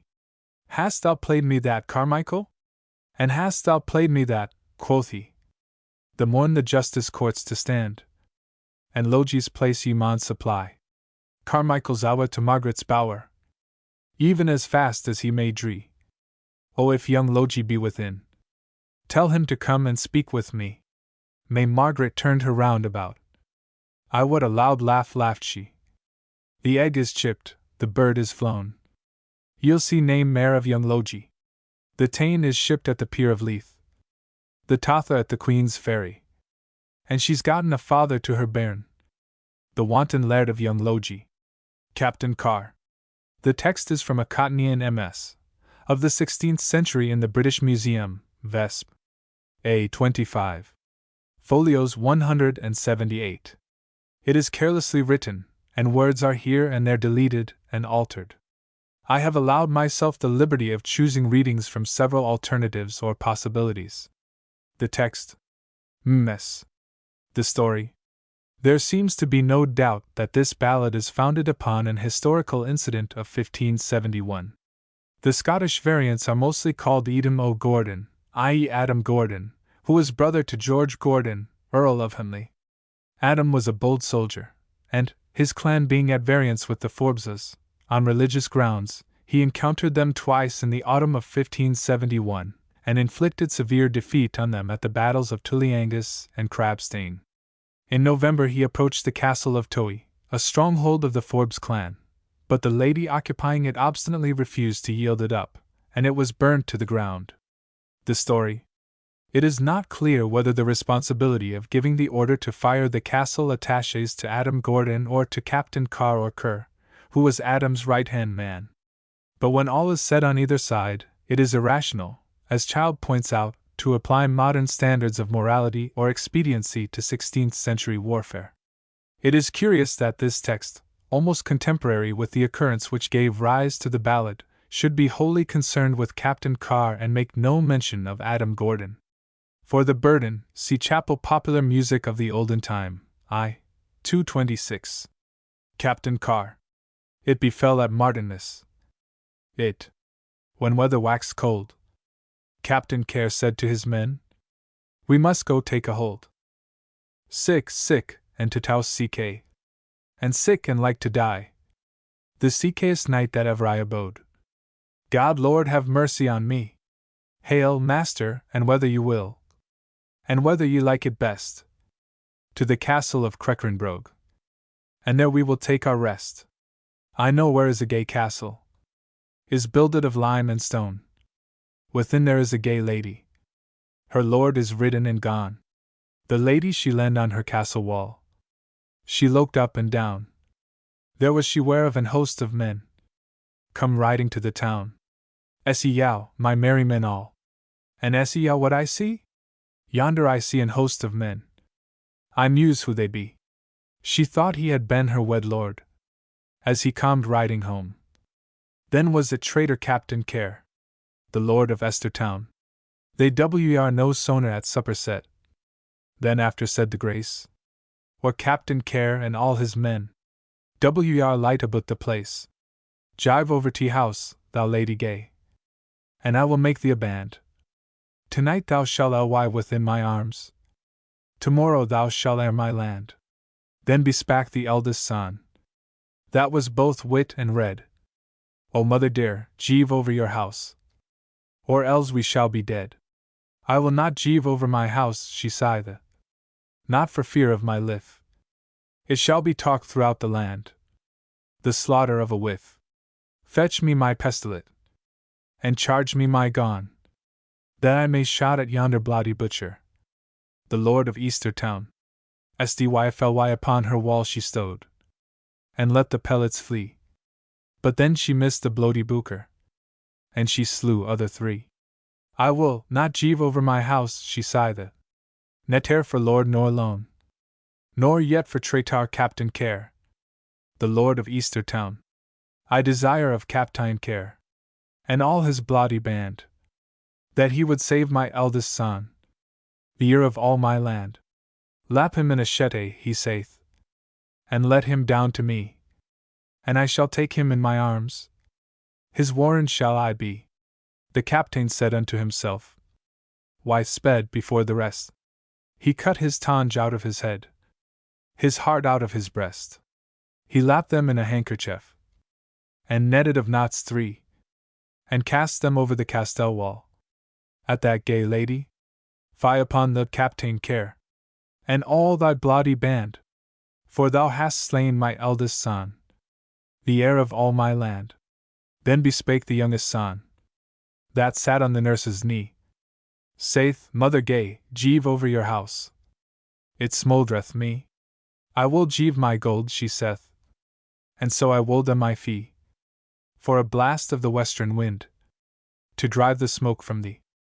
Fy upon the John Hamilton, that ever I paid the hire, for thou hast broken my castle wall, and kindled in the fire the lady gate to her close parlour.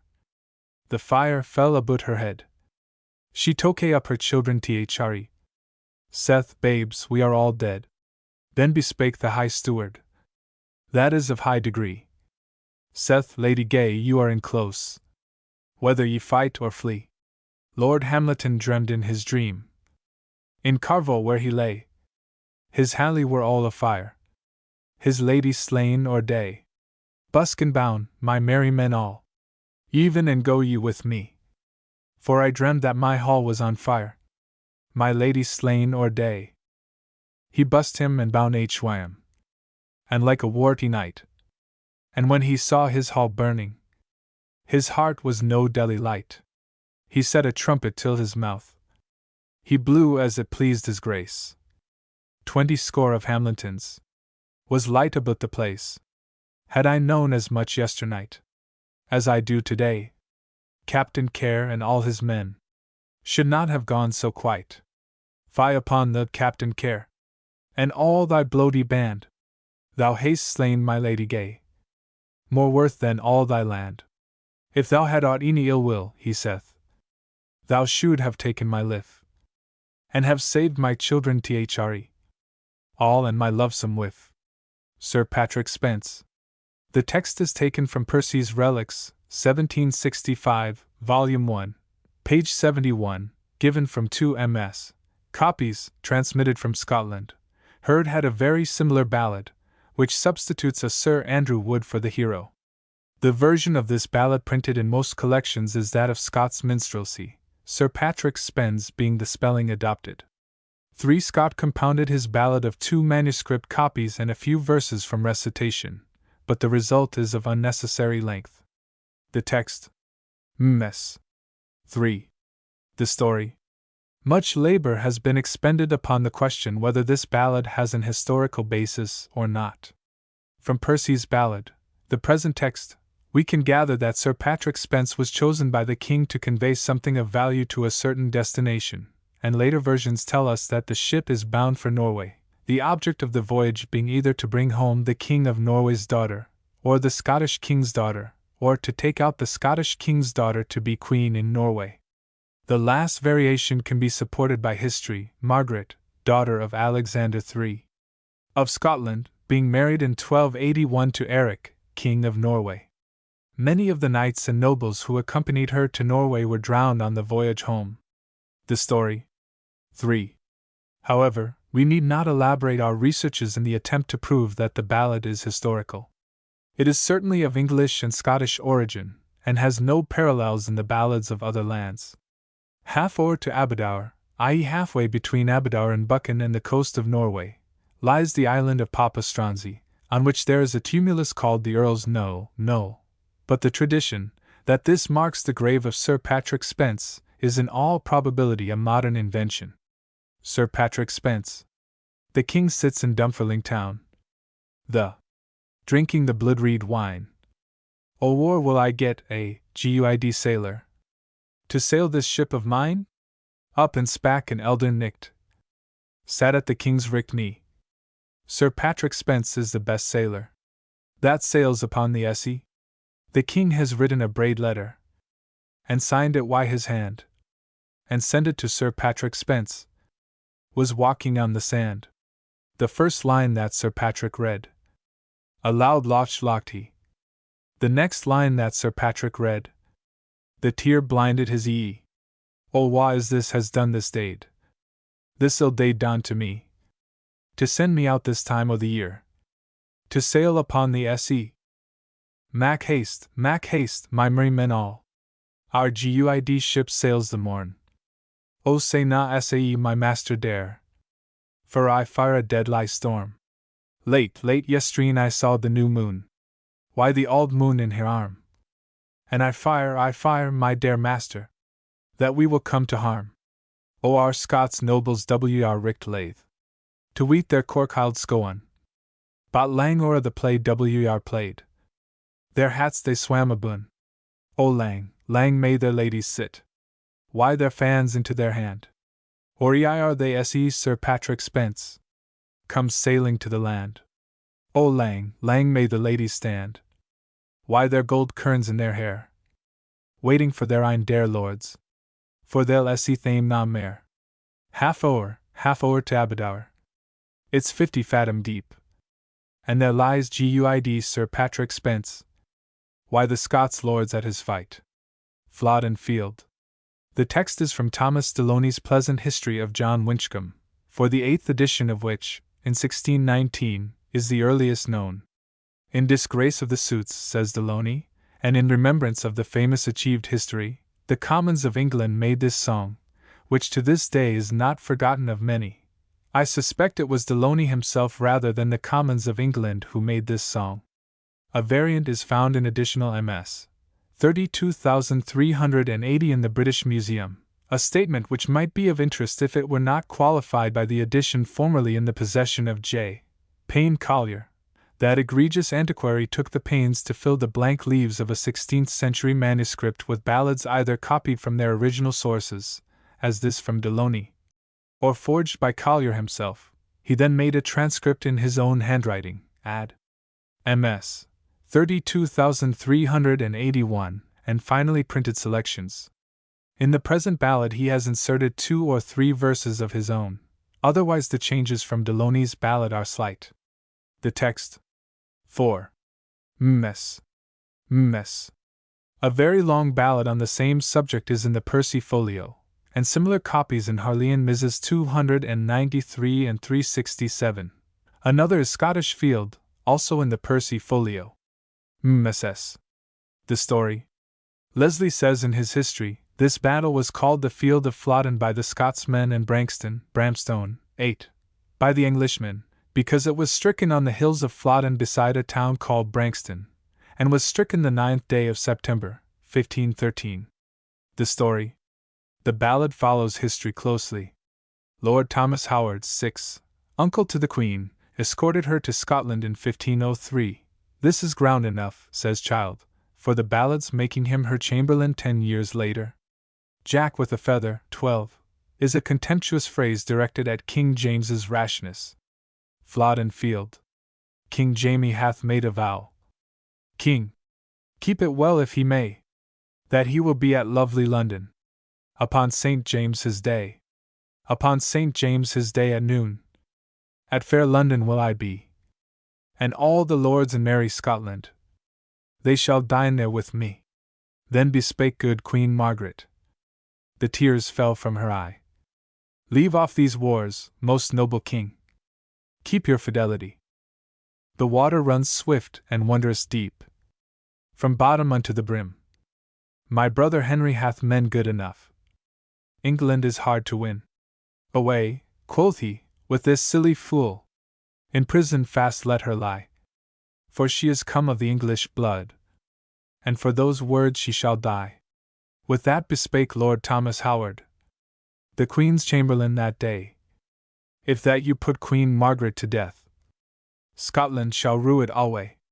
Then in a rage King James did say, away with this foolish mome. He shall be hanged, and the other be burned, so soon as I come home. At Flodden Field the Scots came in, which made our English men fain. At Bramstone Green this battle was seen. There was King Jamie slain. Then presently the Scots did fly. Their cannons they left behind. Their ensigns gay were won all away. Our soldiers did beat them blind. To tell you plain, 12,000 were slain, that to the fight did stand. And many prisoners took that day, the best in all Scotland. That day made many a fatherless child, and many a widow poor, and many a Scottish gay lady sat weeping in her bower. Jack with a feather was lapped all in leather. His boastings were all in vain. He had such a chance, with a new Morris dance. He never went home again. Dick o' the Cow. The text is a combination of 3, but mainly from a text which seems to have been sent to Percy in 1775. The other 2 are from Scottish tradition of the late 18th and early 19th centuries. I have made a few changes in spelling only.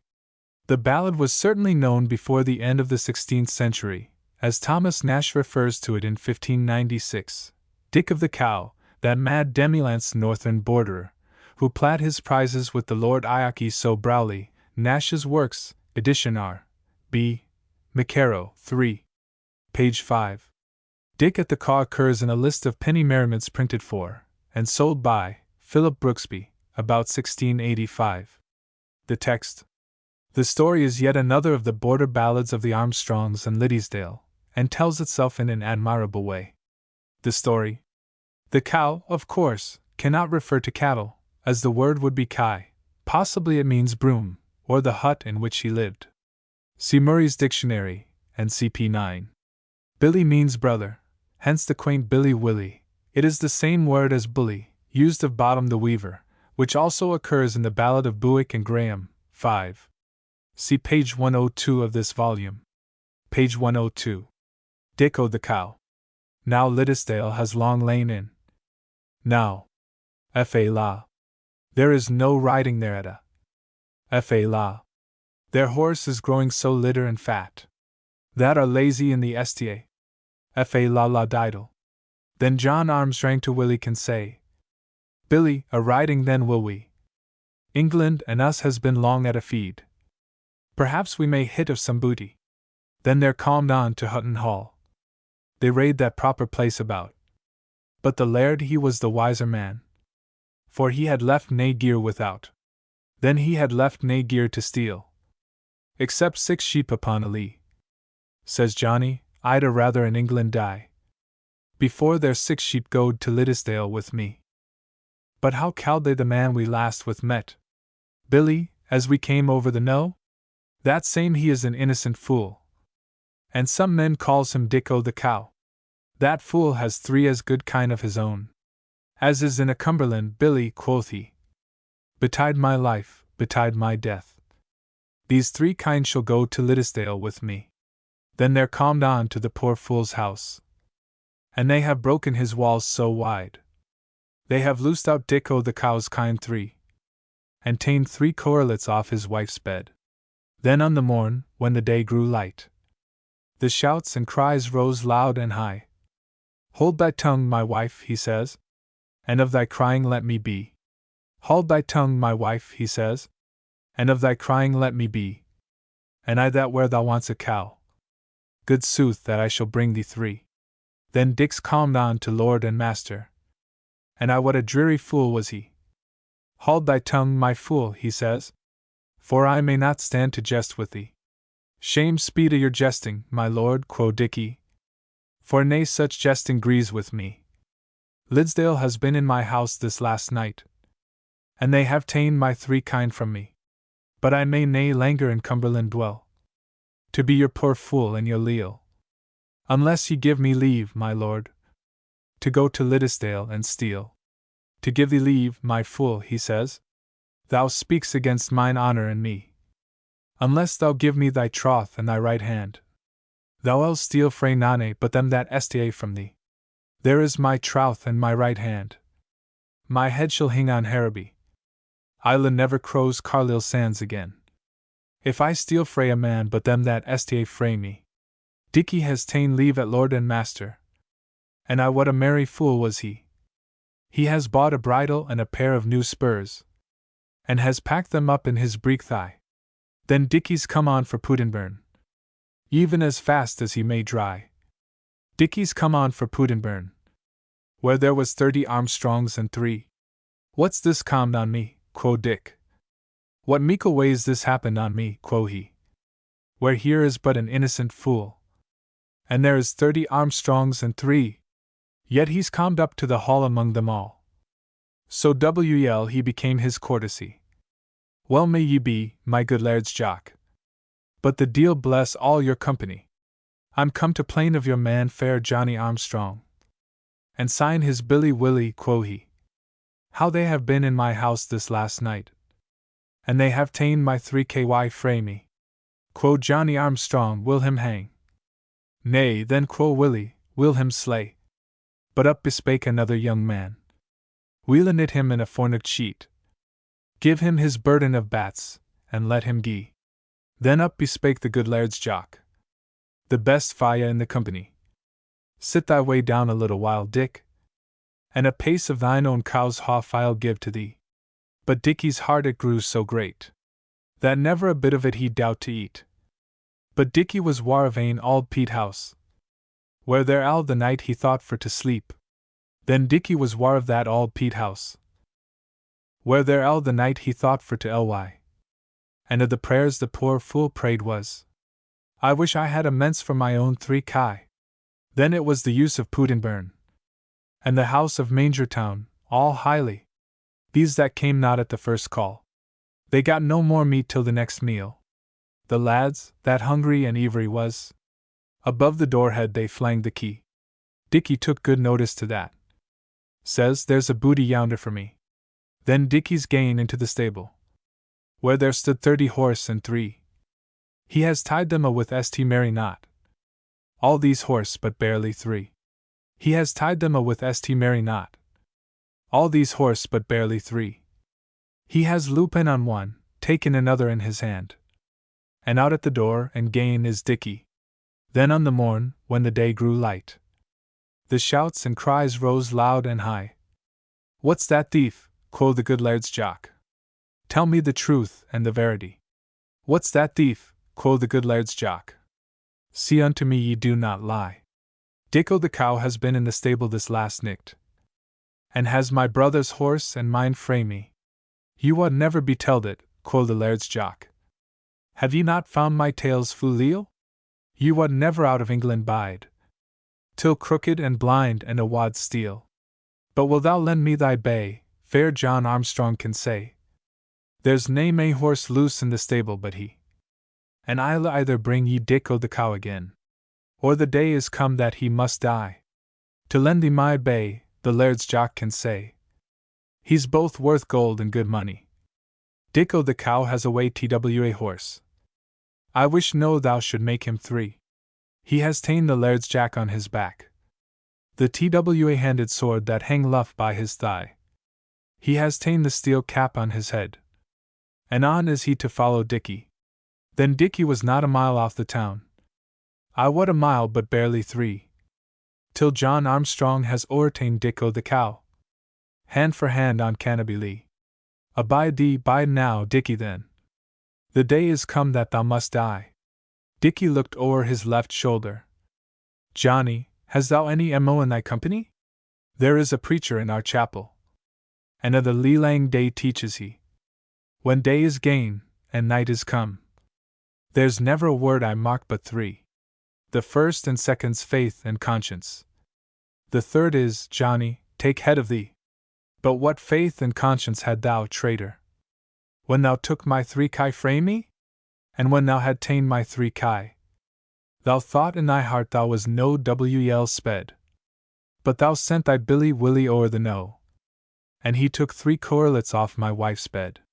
Then John let a spear fa luff by his thigh, thought well to run the innocent through, but the powers above was more than his. He ran, but the poor fool's jerkin through. Together they ran or ever they blan. This was Dickie the fool and he. Dickie could not win to him with the blade of the sword, but he felled him with the plummet under the eye. Now Dickie has felled fair John Armstrong, the prettiest man in the South Country. Gramercy, then can Dickie say, I had twa horse, thou has made me 3. He has ta'en the laird's jack of his back, the twa handed sword that hang luff by his thigh. He has ta'en the steel cap off his head. Johnny, I'll tell my master I met with thee. When John wakened out of his dream, what a dreary man was he. Is thou gane now, Dickie, then? The shame gie in thy company. Is thou gane now, Dickie, then? The shame go in thy company. For if I should live this 100 year, I shall never fight with a fool after thee. Then Dickie come at home to lord and master, even as fast as he may dry. Now, Dickie, I shall neither eat meat nor drink, till high hanged that thou shall be. The shame speed the liars, my lord, quo Dickie. That was no the promise ye made to me. For I'd never gained to Liddesdale to steal, till that I sought my leave at thee. But what gart thou steal the laird's jock's horse? And Limmer, what gart thou steal him, quo he? For lang might thou in Cumberland dwelt, or the laird's jock had stolen aught frae thee. Indeed I wot ye lead, my lord, and even so loud as I hear ye lie. I want him frae his man, fair John Armstrong. Hand for hand on Canopy Lee. There's the jack was on his back. The TWA-handed sword that hung luff by his thigh.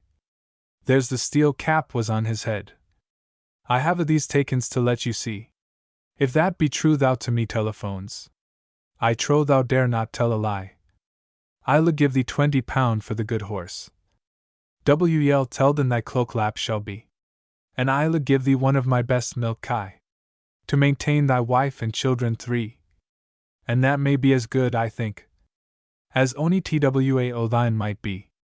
The shame speed the liars, my lord, quo Dickie. Trow ye I to make a fool of me?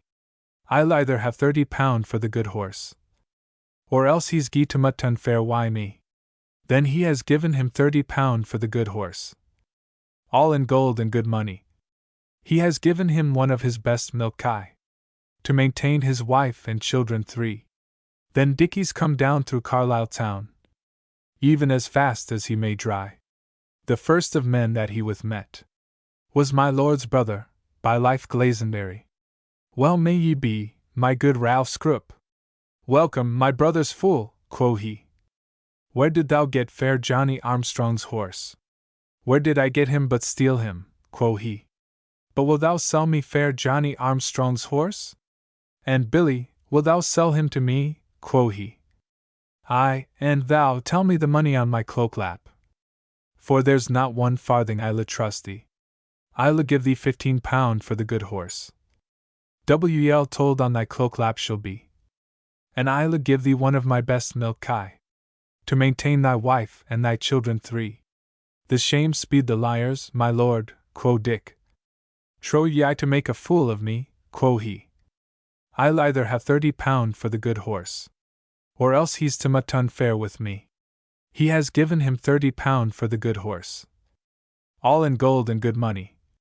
He has given him one of his best milk kye, to maintain his wife and children 3. Then Dickie lap a loo on high, and I what a loud laughter luff he. I wish the neck of the third horse were broken, for I have a better of my own, and ony better can be.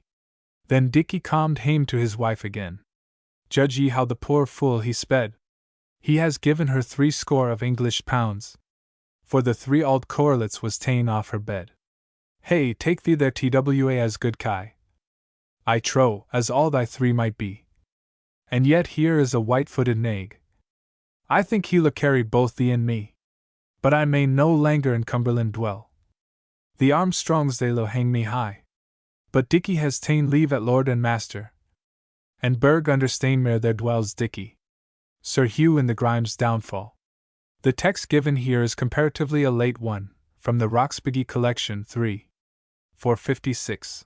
An earlier broadside, in the same and other collections, gives a longer but curiously corrupted version, exhibiting such perversions as Screw for Scroop, and Garlard for Carlisle. The text. The story in its full form relates that Sir Hugh in the Grime, Hughie Graham or Graham, stole a mare from the Bishop of Carlisle, by way of retaliation for the bishop's seduction of his wife. He was pursued by Lord Scroop, taken, and conveyed to Carlisle and hanged. The story. Scott suggested that Hugh Graham may have been one of 400 borderers accused to the Bishop of Carlisle of various murders and thefts about 1548. Sir Hugh in the Grime's downfall. Good Lord John is a hunting gone. Good. Over the hills and dales so far. For to take Sir Hugh in the Grime. For stealing of the bishop's mare. He derry down. Hugh in the Grime was taken then, and carried to Carlisle town. The merry women came out amain, saying, the name of Grime shall never go down. Oh, then a jury of women was brought, of the best that could be found. 11 of them spoke all at once, saying the name of Grime shall never go down. And then a jury of men was brought, more the pity for to be, 11 of them spoke all at once, saying, Hugh in the grime, you are guilty. Hugh in the grime was cast to be hanged. Many of his friends did for him lack. For 15 foot in the prison he did jump, with his hands tied fast behind his back. Then bespoke our good Lady Ward, as she sat on the bench so high, a peck of white pennies I'll give to my lord, if he'll grant Hugh grime to me, and if it be not full enough, I'll stroke it up with my silver fan, and if it be not full enough, I'll heap it up with my own hand. Hold your tongue now, Lady Ward, and of your talkative let it be. There is never a grime came in this court, that at thy bidding shall saved be. Then bespoke our good Lady Moore, as she sat on the bench so high, a yoke of fat oxen I'll give to my lord, if he'll grant Hugh grime to me. Hold your tongue now, good Lady Moore, and of your talkative let it be. There is never a grime came to this court, that at thy bidding saved shall be. Sir Hugh in the grime looked out of the door, with his hand out of the bar. There he spied his father dear, tearing of his golden hair. Hold your tongue, good father dear, and of your weeping let it be. For if they bereave me of my life, they cannot bereave me of the heavens so high. Sir Hugh in the grime looked out at the door. Oh, what a sorry heart had he! There he spied his mother dear, weeping and wailing, oh, woe is me! Hold your tongue now, mother dear, and of your weeping let it be. For if they bereave me of my life, they cannot bereave me of heaven's fee. I'll leave my sword to Johnny Armstrong, that is made of metal so fine, that when he comes to the border side, he may think of Hugh in the grime. The death of Parky Reed. The text. There are 2 texts available for this ballad, of which the second one, here given, was said to have been taken down from the singing of an old woman by James Telfer of Liddesdale, and was so printed in Richardson's Borderer's Table Book, 1846. It preserves almost the whole of the other version, taken from Robert White's papers, who recorded it in 1829, but it obviously bears marks of having been tampered with by Telfer. However, it contains certain stanzas which Child says may be regarded as traditional, and it is therefore preferred here. The text. The story. Percival or Parky Reed was warden of the district round Trough End, a high tract of land in Redesdale. In the discharge of his duties he incurred the enmity of the family of Hall of Jersonsfield, 2 miles east of Trough End, and of some moss troopers named Crozier. As the ballad shows, the treachery of the Halls delivered Parky Reed into the Croziers' hands at a hut in Batinghope, a glen westward of the Whiteley stream. Local tradition adds to the details narrated in the ballad that Parky's wife had been warned by a dream of her husband's danger, and that on the following morning his loaf of bread happened to be turned upside down, a very bad omen. The story. Further, we learn from the same source, the Croziers' barbarous treatment of Parky's corpse aroused the indignation of the neighborhood, and they and the treacherous Halls were driven away. Jersonsfield has belonged to no one of the name of Hall as far back as Elizabeth, whence it is argued that the ballad is not later than the 16th century. The death of Parky Reed. God send the land deliverance. God. Frae every reaving, riding Scot. We'll soon hae neither cow nor ewe. We'll soon hae either stag nor stot. The outlaws come frae Liddesdale. They harry Redesdale far and near. The rich man's gelding it maun gang. They canna pass the poor man's mere. Sure it were weel, had ilka thief around his neck a halter strang, and curses heavy may they light on traitors vile ours elsamang. Now Parky Reed has Crozier ta'en. He has delivered him to the law. But Crozier says he'll do waur than that. He'll make the Tower o' Trough and F.A. And Crozier says he will do waur. He will do waur if waur can be. He'll make the bairns a fatherless. And then the land it may lie lee. To the hunting, ho, cried Parky Reed. The morning sun is on the dew. The caller breeze frae off the fells will lead the dogs to the quarry true. To the hunting, ho, cried Parky Reed. And to the hunting he has gane. And the 3 faws has o' Jersonsfield. Ullund why him he has them ta'en. They hunted high, they hunted low. by Heathy Hill and Birkinshaw. They raised a buck on Rooken Edge, and blew the mort at fair Illalal. They hunted high, they hunted low. They made the echoes ring amain, with music sweet o' horn and hound. They merry made fair Redesdale Glen. They hunted high, they hunted low. They hunted up, they hunted down, until the day was past the prime, and it grew late in the afternoon. They hunted high in baiting hope, when as the sun was sinking low. Says Parky then, "See off the dogs. We'll bait our steeds and homeward go." They lighted high in baiting hope, atween the brown and benty ground. They had but rested a little while, till Parky Reed was sleeping sound. There's none a may lean on a rotten staff, but him that risks to get a fa. There's none a may in a traitor trust, and traitors black were every ha. They've stown the bridle off his steed, and they've put water in his lang gun. They've fixed his sword within the sheath, that out again it winna come. Awaken ye, Parky Reed, or by your enemies be ta'en. For yonder are the 5 croziers, a coming o'er the Hingenstein. If they be 5, and we be 4, essay that ye stand along why me. Then every man ye will take one, and only leave but 2 to me. We will them meet as brave men ought, and make them either fight or flee. We mayna stand, we canna stand. We dorna stand along why thee.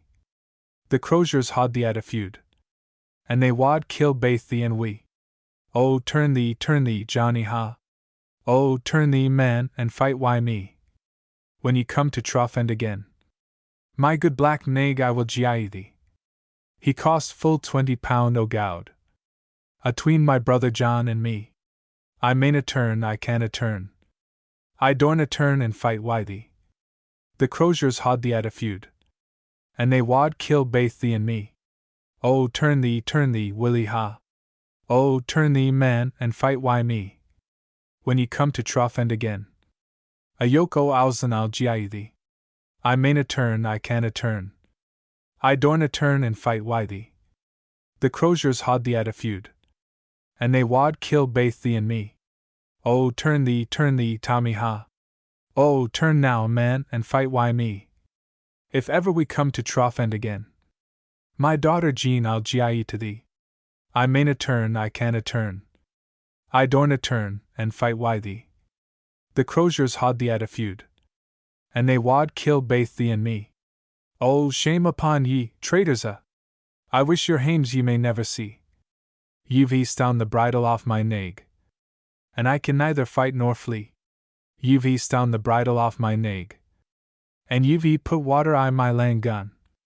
Ye've fixed my sword within the sheath, that out again it winna come.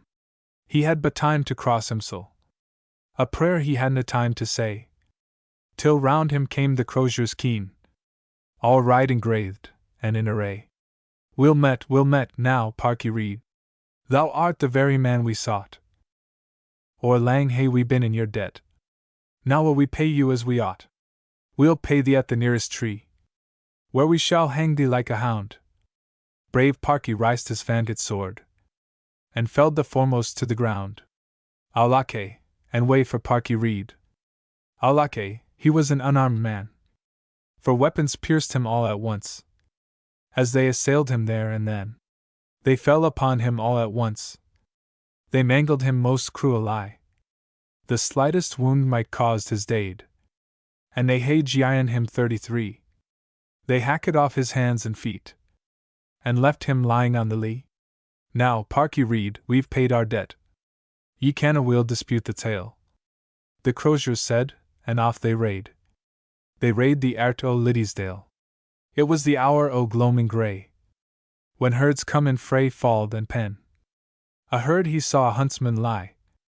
Says he, "Can this be Laird Troffin? There's some will see me Parky Reed, and some will see me Laird Troffin. It's little matter what they see me. My fays hae made me ill to ken.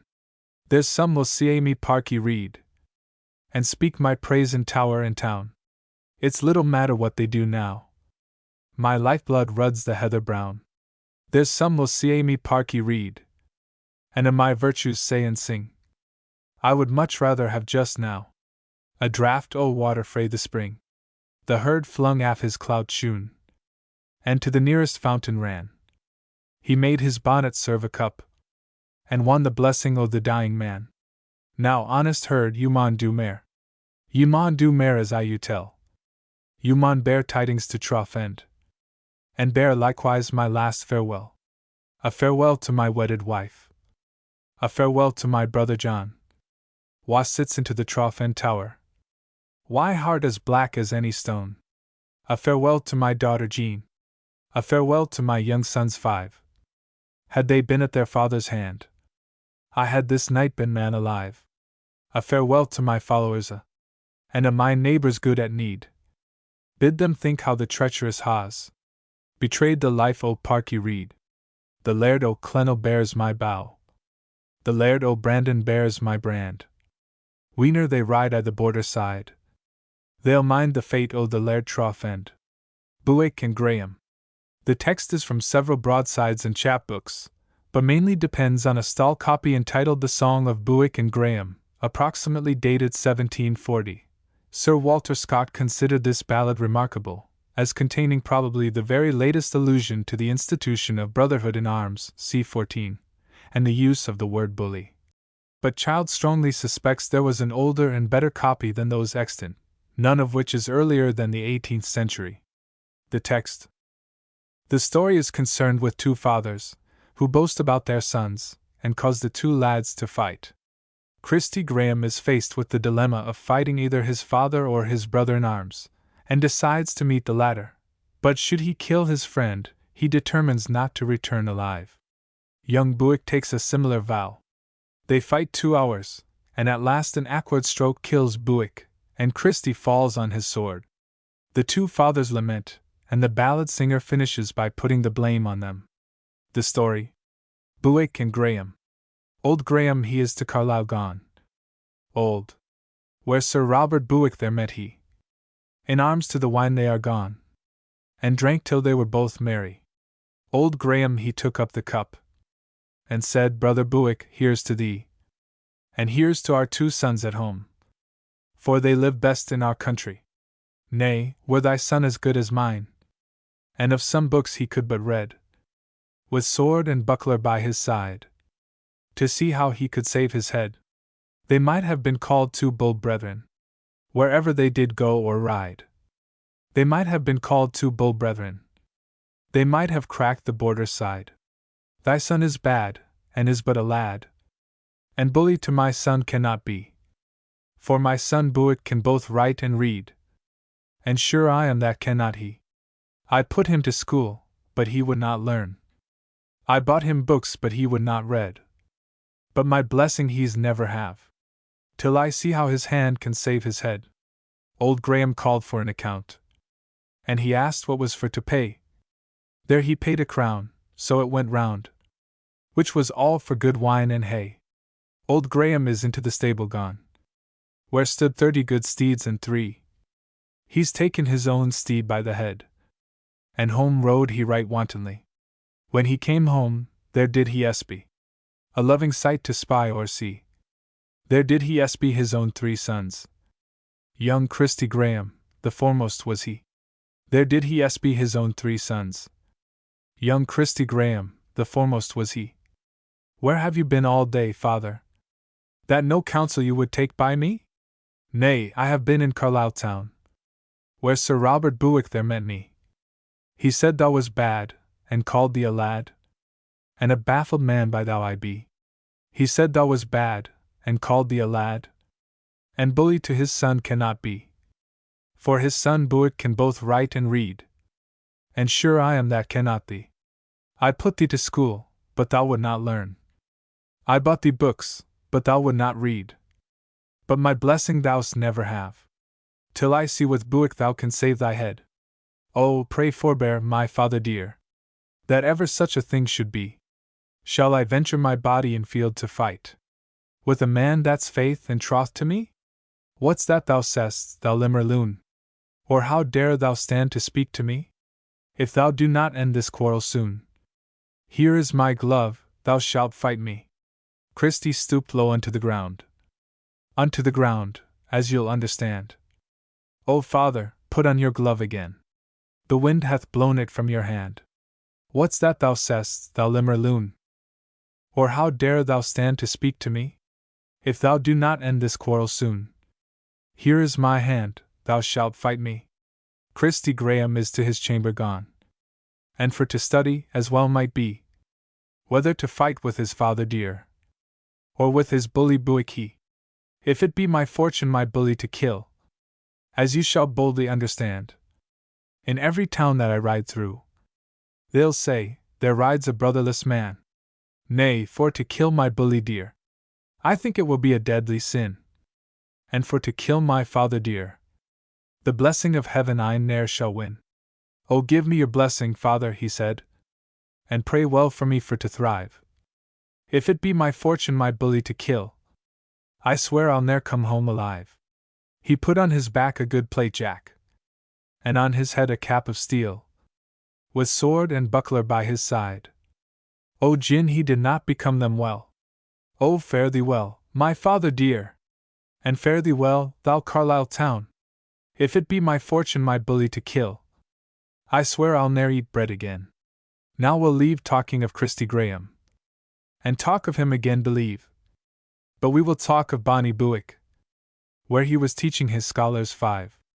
Now when he had learned them well to fence, to handle their swords without any doubt, he's taken his own sword under his arm, and walked his father's close about.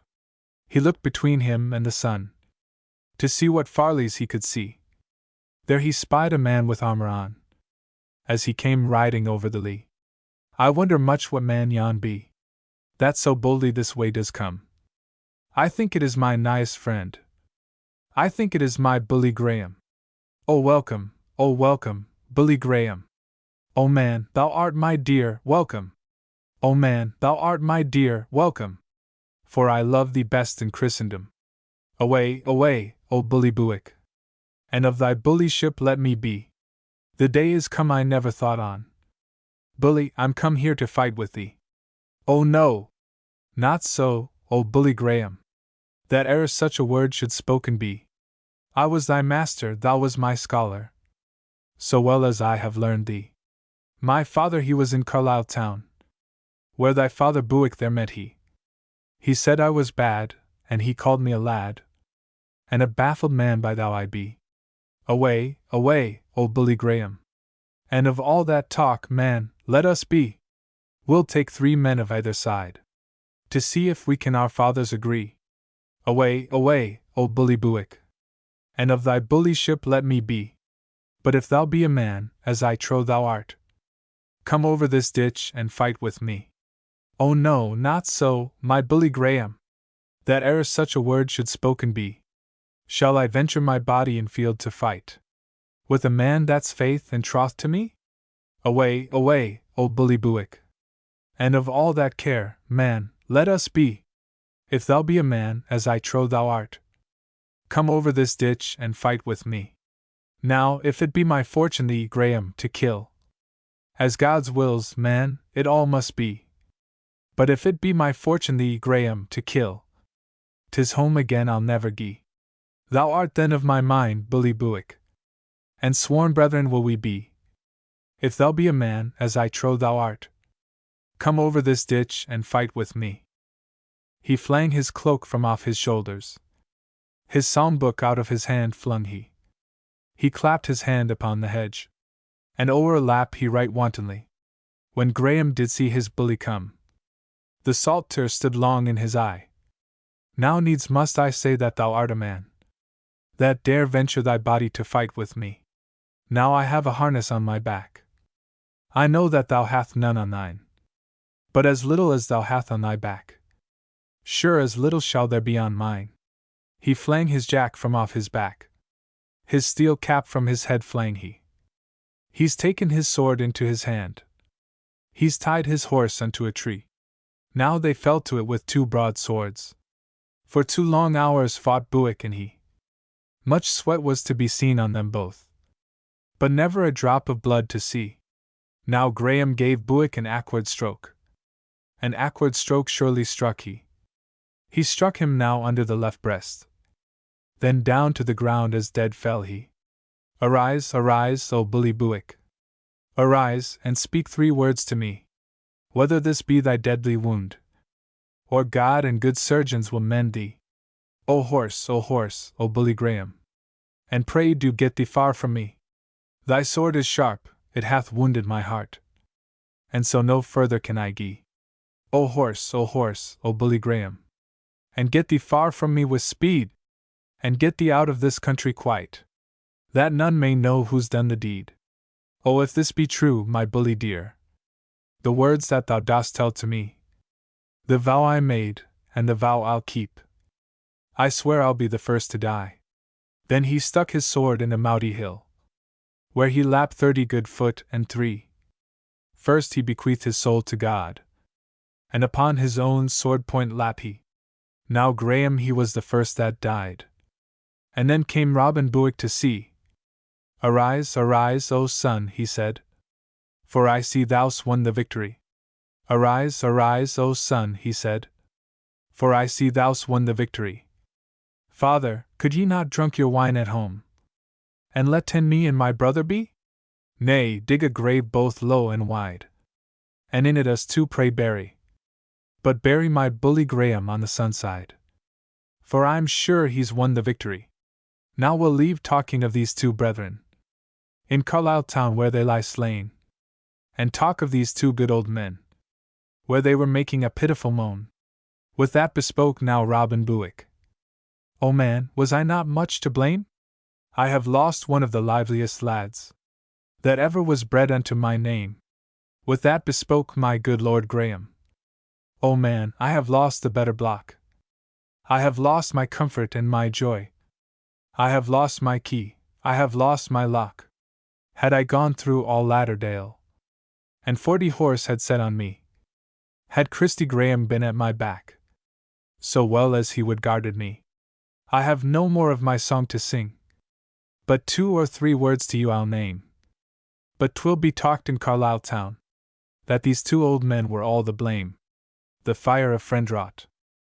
The text is from Motherwell's Minstrelsy. He received the ballad from Charles Kirkpatrick Sharp. In Maidment's North Country Garland there is a similar version with a number of small verbal differences. The text. The story. Friendrot in Aberdeenshire, and Rothieme in Banffshire, lie on opposite sides of the Deveron, which separates the counties. A feud began, as the result of a dispute over fishing rights, between Crichton of Friendrot and Gordon of Rothieme, and in a fight on the first day of the year 1630, Rothieme and others were killed. Kinsmen of both parties were involved, and though the broil was temporarily settled, another soon sprang up. The Lord John of the ballad was Viscount Melgum, the second son of the Marquis of Huntly, who was appealed to as a peacemaker between the factions of Leslie and Crichton. Lord John and Rothieme were sent by the Marquis to escort Friendrot to his home, a precaution rendered necessary by the knowledge that the Leslies were in ambuscade. Arrived at Friendrot, the laird and lady entreated the 2 young men to remain the night, and eventually prevailed on them to do so. The story.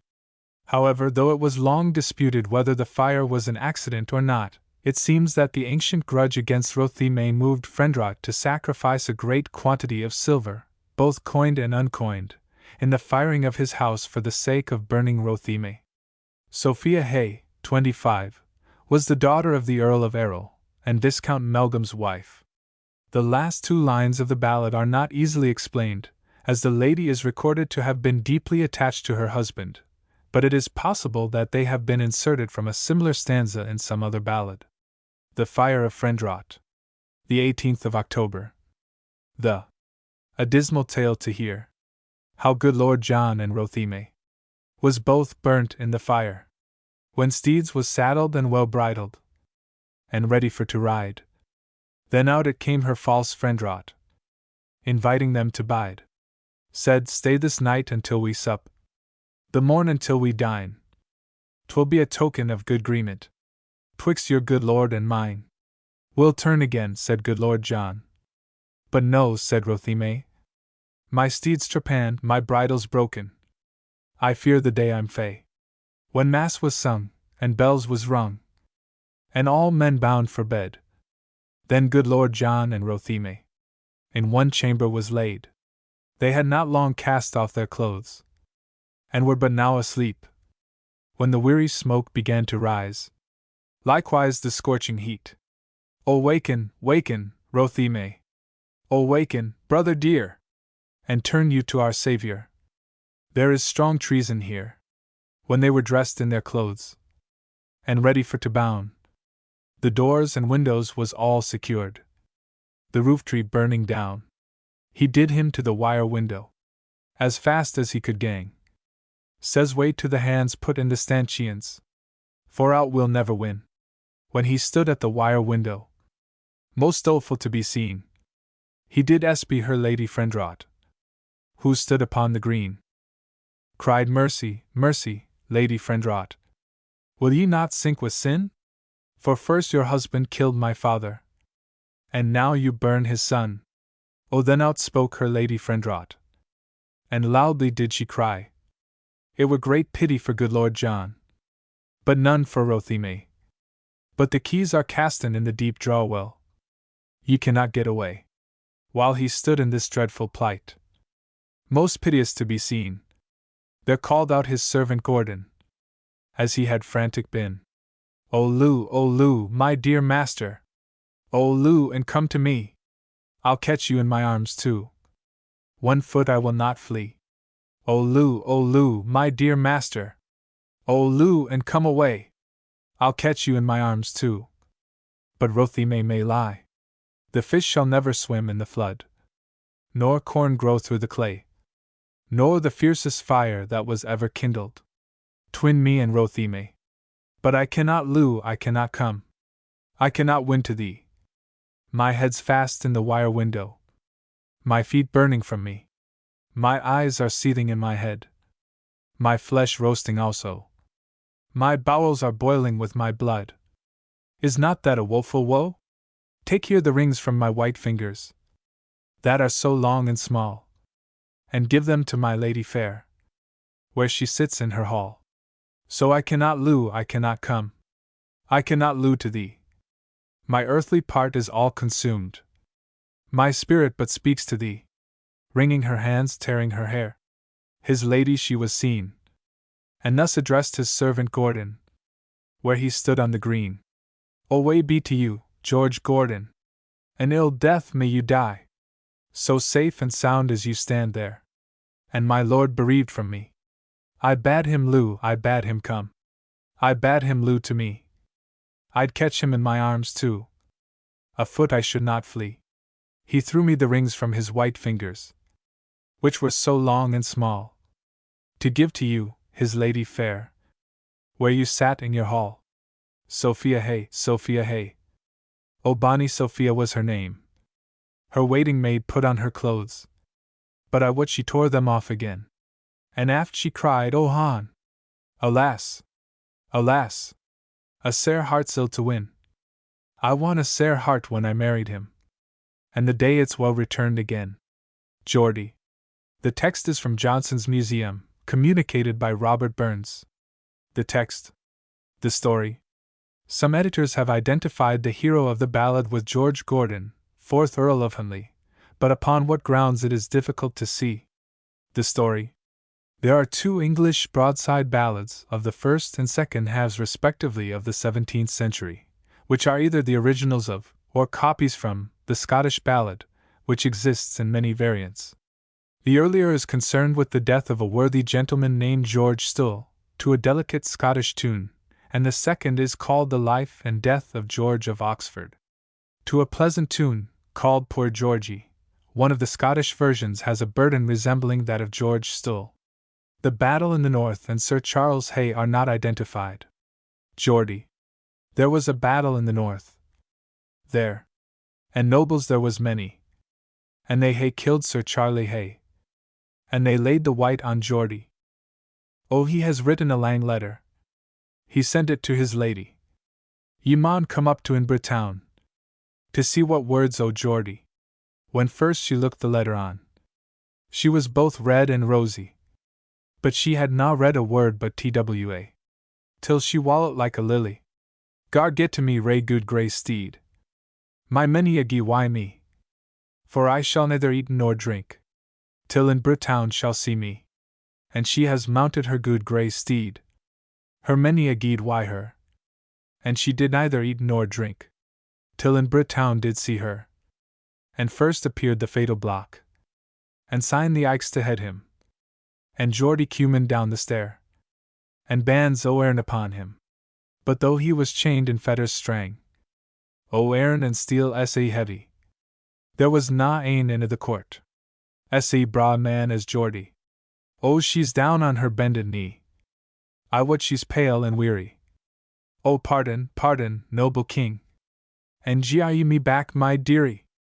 I hae borne 7 sons to my Geordie dear. The 7th ne'er saw his daddy. Oh, pardon, pardon, noble king. Pity a waeful lady. Gar bid the headin' man mak haste. Our king replied fu lordly.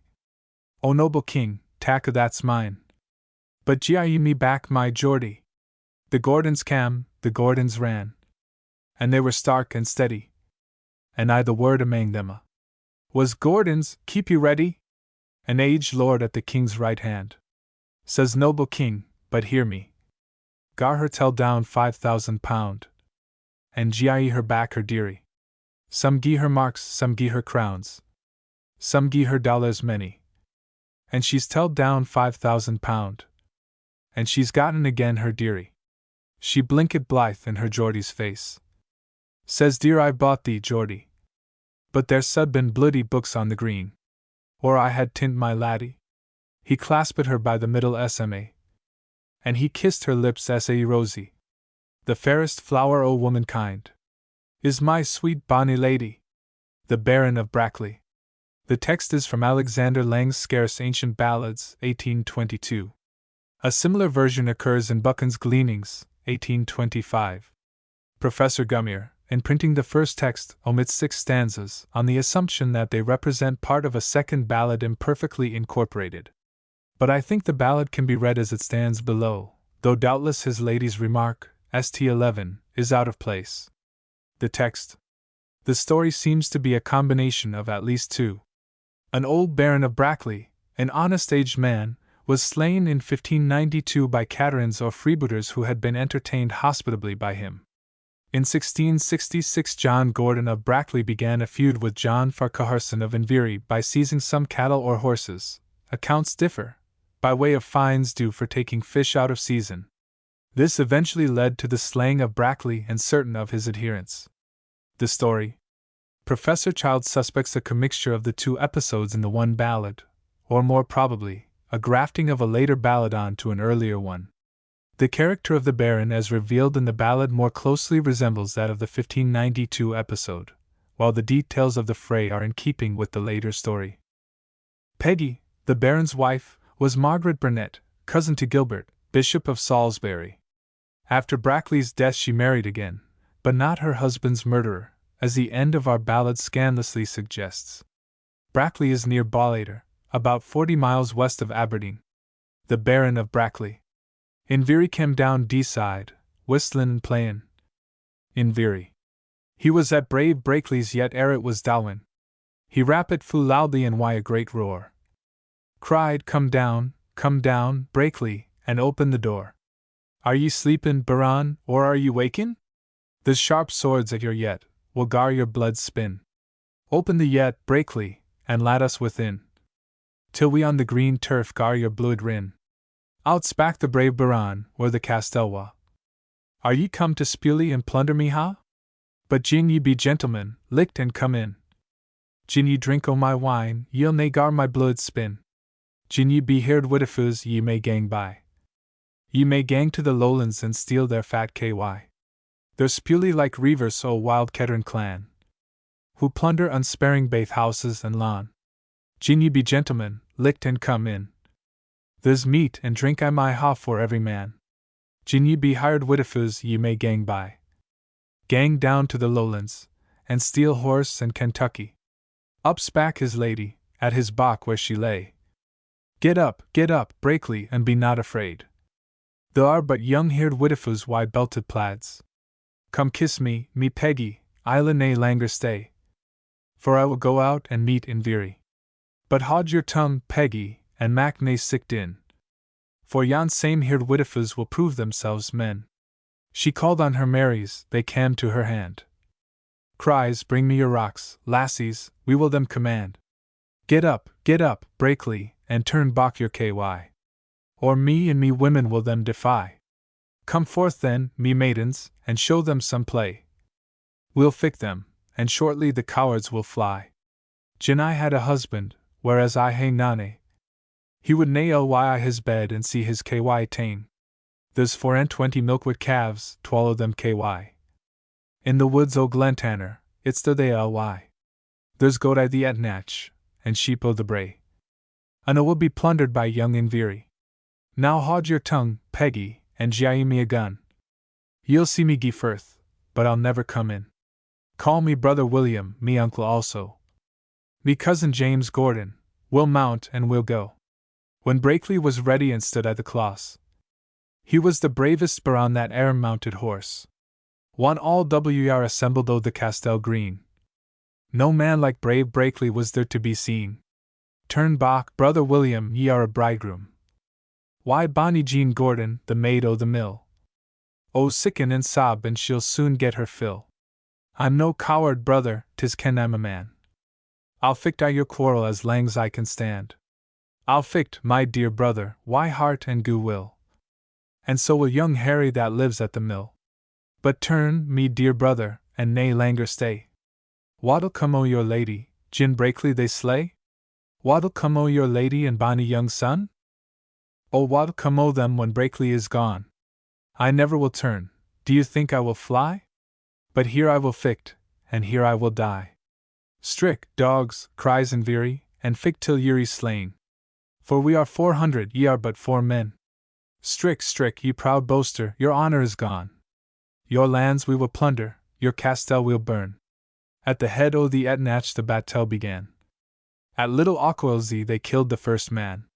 First they killed Ain, and soon they killed Twa. They killed gallant Brakely, the flower o' them. They killed William Gordon, and James o' the Knox. And brave Alexander, the flower o' Glenwick. What sickin and moaning was heard at the glen. For the Baron o' Brakely, who basely was slain. Cam ye by the castell, and was ye in there? Saw ye pretty Peggy tearing her hair? Yes, I cam by Brakely, and I gied in there. And there saw his lady braiding her hair. She was rantin', and dancin', and singin' for joy, and vowin' that nicht she would feast in Veery. She ate wy him, drank wy him, welcomed him in, was kind to the man that had slain her Baron. Up spake the son on the nearest knee. Gin I live to be a man, revenged I'll be. There's dule I the kitchen, and mirth I the ha. The Baron o' Brakely is dead and awa. The gypsy laddie. The text is from Motherwell's MS. A copy from tradition in Renfrewshire in 1825. The ballad exists both in English and Scottish, and though the English ballad is probably derived from the Scottish, it was the first in print. It is also called Johnny Faa. Motherwell, in printing an elaborated version of the following text, Minstrelsy, 1827, page 360, called it Gypsy Davy. The text. Ms. The story. Singers, presumably gypsies, entice Lady Cassilis down to hear them, and cast glamour on her. She follows their chief, Gypsy Davy, but finds Stt. 5 and 6, that the conditions are changed. Her lord misses her, seeks her through nations many, and finds her drinking with the gypsy chief. He asks her to return home with him. At this point the present version becomes difficult, and the bearing of St12 is not apparent. We may gather that the lady returned home with her husband, as he proceeded to hang 16 of the gypsies. The story. This version calls the lady Jeannie Faw, but the majority call the gypsy chief Johnny Fa, which is a well-known name amongst gypsies, and occurs as early as 1540 as the name of the Lord and Earl of Little Egypt. Gypsies being expelled from Scotland by Act of Parliament in 1609, a Captain John Fa and 7 others were hanged in 1624 for disobeying the ordinance. And this execution is sufficient to account for the introduction of the name into a ballad of this kind. The ballad has no certain connection with the Cassilis family, and it has been suggested that the word is simply a corruption of castle, the original beginning of the ballad being, "The gypsies came to the castle gate." If this be so, the present form of the ballad illustrates admirably two methods of corruption by tradition. The gypsy laddie. There cam singers to Earl Cassilis gates. There. And oh, but they sang bonny. They sang sae sweet and sae complete. Till down cam the Earl's lady. She cam tripping down the stair, and all her maids before her. As soon as they saw her wheelford face, they kissed their glamoury o'er her. They gave her the good sweetmeats, the nutmeg and the ginger, and she gied them a far better thing. 10 gold rings aff her finger. Tak from me my silken cloak, and bring me down my plaidie. For it is good enough, she said, to follow a gypsy Davy. Yestreen I rode this water deep, and my good lord beside me. But this nicht I maun set in my pretty fit and wade. A ween blackguards waiting wy me. Yestreen I lay in a fine feather bed, and my good lord beyond me. But this nicht I maun lie in some called tenant's barn. A ween blackguards waiting on me. Come to thy bed, my bonny Jeanie Faw. Come to thy bed, my dearie. For I do swear by the top o' my spear, thy good lord'll nae mair come near thee. When her good lord cam hame at nicht, it was asking for his fair lady. One spak slow, and another whispered out, "She's awa wy gypsy Davy." "Come saddle to me my horse," he said. "Come saddle and mak him ready, for I'll neither sleep, eat, nor drink, till I find out my lady." They socked her up, they socked her down. They socked her through nations many, till at length they found her out in Abbey Dale, drinking white gypsy Davy. Rise, oh rise, my bonny Jeanie Faw. Oh rise, and do not tarry. Is this the thing ye promised to me, when at first I did thee marry? They drank her cloak, so did they her gown. They drank her stockings and her shoon, and they drank the coat that was nigh to her smock, and they pawned her pearled apron. They were 16 clever men. Suppose they were na bonny, they are to be hanged on a tree, for the stealing o' Earl Cassilis lady. We are 16 clever men. One woman was our mother. We are to be hanged on a day, for the stealing of a wanton lady. Bessie Bell and Mary Gray. The text is from Sharp's Ballad Book, a parody of this ballad, concerning an episode of the end of the 17th century, shows it to have been popular not long after its making. In England it has become a nursery rhyme. See Halliwell's Nursery Rhymes, page 246. The text. The story. In 1781 a Major Barry, then owner of Leadnock, recorded the following tradition. Mary Gray was the daughter of the Laird of Leadnock, near Perth, and Bessie Bell was the daughter of the Laird of Kinvaid, a neighbouring place. Both were handsome, and the two were intimate friends. Bessie Bell being come on a visit to Mary Gray, they retired, in order to avoid an outbreak of the plague, to a bower built by themselves in a romantic spot called Bunbraes, on the side of Branchy Burn, 3/4 of a mile from Leadnock House. The ballad does not say how the pest came, but tradition finds a cause for their deaths by inventing a young man, in love with both, who visited them and brought the infection. They died in the bower, and were buried in the Dranic Hall, Stronach Hall 3, near the bank of the River Amund. The grave is still visited by pious pilgrims. The story. Major Barry mentions 1666 as the year, but the plague did not reach Scotland in that year. Probably the year in question was 1645, when the district was ravaged with the pestilence. Bessie Bell and Mary Gray. Oh Bessie Bell and Mary Gray. Oh Bessie. They wore twa bonny lasses. They beget a bower on yon burn brae. And they kid it o'er wy rashes. They kid it o'er wy rashes green. They kid it o'er wy heather. But the pest cam frae the Burrows town, and slew them baith thegither. They thought to lie in Methven kirkyard, amang their noble kin. But they maun lie in Stronach Hall, to beak fornint the sin. And Bessie Bell and Mary Gray. They wore twa bonny lasses. They beget a bower on yon burn brae, and niked it o'er why rashes. Sir James the Rose. The text is from Motherwell's Minstrelsy, 1827.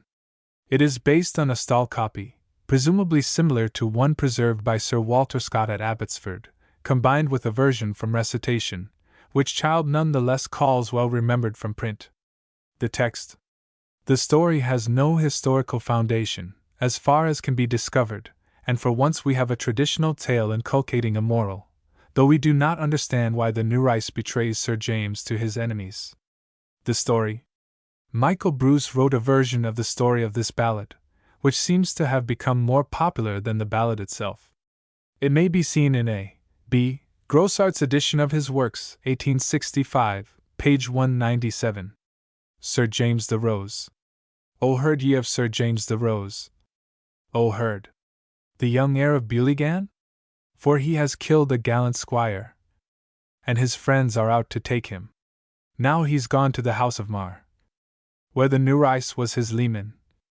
To seek his dear he did repair, thinking she would befriend him. Where are you going, Sir James, she says? Or where now are you riding? Oh, I am bound to a foreign land, for now I'm under hiding. Where shall I go? Where shall I run? Where shall I go to hide me? For I have killed a gallant squire, and they're seeking to slay me. Oh, go ye down to yon alehouse, and I'll there pay your loan. And if I be a maiden true, I'll meet you in the Dowen Dot. I'll no go down to yon alehouse, for you to pay my loan. There's 40 shillings for one supper. I'll stay until the Dowen Dot. He's turned him richt and round about, and rode him in his brechin, and he has gone to take his sleep in the lowlands of Bewligan. He had not will gone out o' sicht, nor was he past Millstrethen, till 24 belted knights came riding o'er the Letton. Oh, have ye seen Sir James the Rose, the young heir of Bewligan? For he has killed a gallant squire, and we're sent out to take him. Oh, I have seen Sir James, she says, for he passed here on Monday. If the steed be swift that he rides on, he's past the gates o' London. As they rode on man after man, then she cried out behind them, if you do seek Sir James the Rose, I'll tell you where you'll find him. Seek ye the bank abune the mill, in the lowlands of Bewligan, and there you'll find Sir James the Rose, lying sleeping in his brechin. You must not wake him out of sleep, nor yet must you affright him, till you drive a dart quite through his heart, and through his body pierce him. They sought the bank abune the mill, in the lowlands of Bewligan, and there they found Sir James the Rose, lying sleeping in his brechin. Up then spake Sir John the Graham, who had the charge a keeping. It shall ne'er be said, dear gentlemen, we killed a man when a sleeping. They seized his broadsword and his targe, and closely him surrounded. And when he waked out of his sleep, his senses were confounded. Oh, pardon, pardon, gentlemen. Have mercy now upon me. Such as you gave, such you shall have. And so we fall upon thee. Donald, my man, wait me upon, and I'll gie you my brechin. And if you stay here till I die, you'll get my trews of tartan. There is £50 in my pocket, besides my trews and brechin. You'll get my watch and diamond ring, and take me to Loch Largan. Now they've ta'en out his bleeding heart, and stuck it on a spear, then took it to the house of Mar, and gave it to his dear. But when she saw his bleeding heart, she was like one distracted. She wrung her hands and tore her hair, crying, Oh, what have I acted? It's for your sake, Sir James the Rose, that my poor heart's a-breaking. Cursed be the day I did thee betray, thou brave knight o' Bewligan. Then up she rose, and forth she goes, and in that fatal hour, she bodily was borne away, and never was seen more. But where she went was never kent. And so, to end the matter, a traitor's end you may depend, can never be no better. Clyde's Water. The text is from the Skene MS, but I have omitted the 3 final lines, which do not make a complete stanza, and, when compared with Scott's old lady's version, are obviously corrupt. The last verse should signify that the mothers of Willie and Meggie went up and down the bank saying, "Clyde's water has done us wrong." The text. Mess. The ballad is better known as Willie and May Margaret. The story.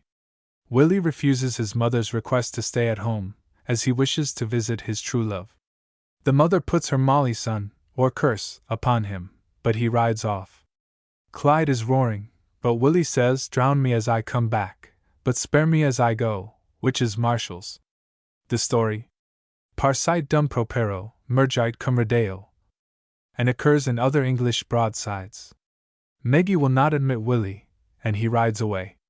Meggie awakes, and learns that she has dismissed her true love in her sleep. Our ballad is deficient here, but it is obvious from St. 19 that both lovers are drowned. We must understand, therefore, that Meggie follows Willie across Clyde. A variant of the ballad explains that she found him in the deepest pot in all Clyde's water, and drowned herself. Child notes that there is a very popular Italian ballad of much the same story, except that the mother's curse is on the girl and not the man. There is a curious change in the style of spelling from stanza 15 to the end. Clyde's water. Ye gie corn unto my horse. Ye. And meat unto my man. For I will gie to my true love's gates. This night, gin that I can. O stay at hame this ae night, Willie. This ae bare night why me. The best bed in a my house. Saul be well made to thee. I carina for your beds, mither. I carina ae pin. For I'll gie to my love's gates. This night, gin I can win. O stay, my son Willie, this night. This ae night why me. The best hen in a my roost. Saul be well made ready for thee. I carina for your hens, mither. I carina ae pin. I saul gie to my love's gates. This night, gin I can win. Gin you winna stay, my son Willie. This ae bare night why me. Gin Clyde's water be deep and fu o flood. My Mollyson drown ye. He rode up yon high hill, and down yon dowie glen. The roaring o Clyde's water. Wad hae flate 10,000 men. O spare me, Clyde's water. O spare me as I gie. Mak me a rack as I come back. But spare me as I gie. He rade in, and farther in, till he came to the chin. And he rade in, and farther in, till he came to dry lawn. And whan he came to his love's gates, he tirled at the pin. Open your gates, Meggie. Open your gates to me. For my beats are fu o Clyde's water. And the rain rains ower my chin. I hae nae lovers thereout, she says. I hae nae love within. My true love is in my arms twa. And na nae will I lat in. Open your gates, Meggie, this ae night. Open your gates to me. For Clyde's water is fu o flood. And my mither's malice'll drown me. Ane o my chammers is fu o corn, she says. And ane is fu o hay. On either is fu o gentleman. And they winna move till day. Outwaked her may Meggie. Out o her drowsy dream. I dreamed a dream sin the yestreen. God read a dreams to Guid. That my true love Willie was standing at my bed feet. Now lay ye still, my ae doctor, and keep my back for the call. For it's now the space of half an hour sin he gad for your hall. And hey Willie, and hoa Willie, when ye turn again? But I the louder that she crayed. He rod against the wind. He rod up yon high hill, and down yon dewy den. The roaring that was in Clyde's water, wad ha flayed 10,000 men. He rode in, and farther in, till he came to the chine. And he rode in, and farther in, that never mair was seen. There was na mair seen of that Guid lord, bat his hat frae his head. There was na mair seen of that lady, bat her comb and her sneed. Kathleen Jaffray. The text is from Hurd's Mrs., 2 copies showing a difference of 1 word and a few spellings. STT. 3 and 5 are interchanged for the sake of the sense. The text. Mrs. Many copies of this ballad exist, child prints a dozen, but this one is both the shortest and simplest. The story. In The Cruel Brother, first series, page 76, it was shown that a lover must speak to the brother of his lady. Here the lesson, it seems, is that he must tell the lass herself before her wedding day. Catherine, however, not only proves her faith to her first lover, her grass-green dress 10, shows an ill-omened marriage, but prefers the Scot to the Southron. This lesson the ballad drives home in the last 2 verses. The story. Presumably Scott founded young Lochinvar on the story of this ballad, as in 6 versions the Scots laird bears that name. Catherine Jaffray. There lived a lass in yonder dale. There. And down in yonder glen, oh. And Catherine Jaffray was her name. Well known by many men, oh. Out came the Laird of Lauderdale. Out frae the south country. All for to court this pretty maid. Her bridegroom for to be. He has telled her father and mither baith. And of the rest o' her kin. And has telled the lass hersel. And her consent has win. Then came the Laird of Lockhinton. Out frae the English border. All for to court this pretty maid. Well mounted in good order. He's telled her father and mither baith. As I hear Sindri say. But he has nae telled the lass hersel. Till on her wedding day. When day was set, and friends were met, and married to be, Lord Lauderdale came to the place. The bridal for to see. Oh, are you come for sport, young man? Or are you come for play? Or are you come for a sight o' our bride? Just on her wedding day? I'm nouther come for sport, he says. Nor am I come for play. But if I had one sight o' your bride, I'll mount and ride away. There was a glass of the red wine, filled up them atween, and I she drank to Lauderdale, wha her true love had been. Then he took her by the milk-white hand, and by the grass-green sleeve, and he mounted her high behind him there. At the bridegroom he asked nae live. Then the blood run down by Cowden banks, and down by Cowden braes, and I she guard the trumpet sound. Oh, this is foul, foul play. Now are ye that in England are, or are in England born, come near to Scotland to court a lass, or else ye'll get the scorn. They hike ye up and settle ye by, till on your wedding day, and gie ye frogs instead o' fish, and play ye foul, foul play. Lizzie Lindsay. The text is from Kinloch's Mrs. He obtained it from Mernshire, and remarks that according to the tradition of that district the heroine was said to have been a daughter of Lindsay of Edzell, though he had searched in vain for genealogical confirmation of the tradition. The text. Mrs. The story. Ballads of this description, says Professor Child, are peculiarly liable to interpolation and debasement. In this version the most offending stanza is the 10th, and the extra 2 lines in STT 22 and 24 also appear to be unnecessary. The anapestic meter of this version should be noted. The story. The ballad was and is a great favorite with singers, and the tune may be found in several of the collections of Scottish songs. Lizzie Lindsay. It s of a young lord o' the Hielands. It. A bonny braw castle had he. And he says to his lady mither, My boon ye will grant to me. Saul I gie to Edinburgh city, and fetch hame a lady wy me? Ye may gie to Edinburgh city, and fetch hame a lady wy thee. But see that ye bring her but flattery, and court her in grit poverty. My coat, mither, Saul be o' the plaiden, a tartan kilt ower my knee. Why hosins and brogues and the bonnet? I'll court her wy nae flattery. Whan he cam to Edinburgh city, he played at the ring and the ba, and saw mony a bonny young lady. But Lizzie Lindsay was first o' them a. Syne dressed in his Hieland grey plaiden, his bonnet abune his ye bree. He called on fair Lizzie Lindsay. Says Lizzie, will ye fancy me? And gie to the Hielands, my lassie. And gie wy me? O gie to the Hielands, Lizzie Lindsay.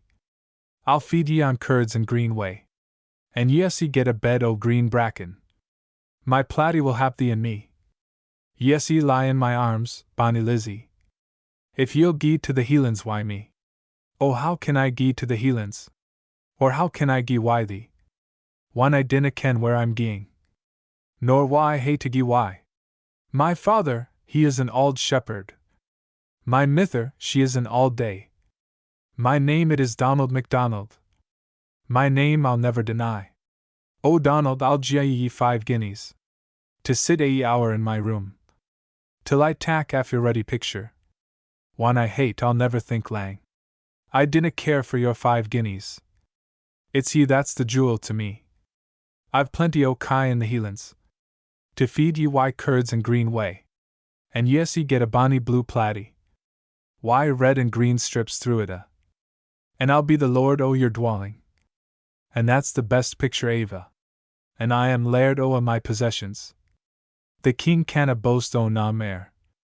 And yes, he hae my true heart in keeping. There'll be na ither yen hae a share. Say gie to the Hielands, my lassie. O gie awa happy why me. O gie to the Hielands, Lizzie Lindsay. And herd the wee lammies why me. O how can I gie why a stranger? Our hills and our glens frae my hame? I tell ye I am Donald MacDonald. I'll ever be proud o' my name. Down cam Lizzie Lindsay's ain father, a nicked o' a noble degree. Says, if ye do steal my dear daughter, it's hang it ye quickly Saul be. On his heel he turned round why a bouncy, and a licked lauch he did gie. There's nae law in Edinburgh city this day that can dare to hang me. Then up bespak Lizzie's best woman, and a bonny young lass was she. Had I but a mark in my pouchy, it's Donald that I wad gie why dot.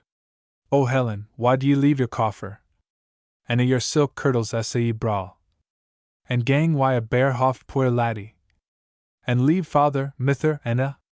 But I think he's a witch or a warlock, or something o' that fell degree. For I'll gie awa why young Donald, whatever my fortune may be. Then Lizzie laid down her silk mantle, and put on her waiting maid's gown, and aff and awa to the Hielands. She's gane why this young shepherd loon. Through glens and our mountains they wandered, till Lizzie had scantly a shoe. Alas and ohone, says fair Lizzie, sad was the first day I saw you.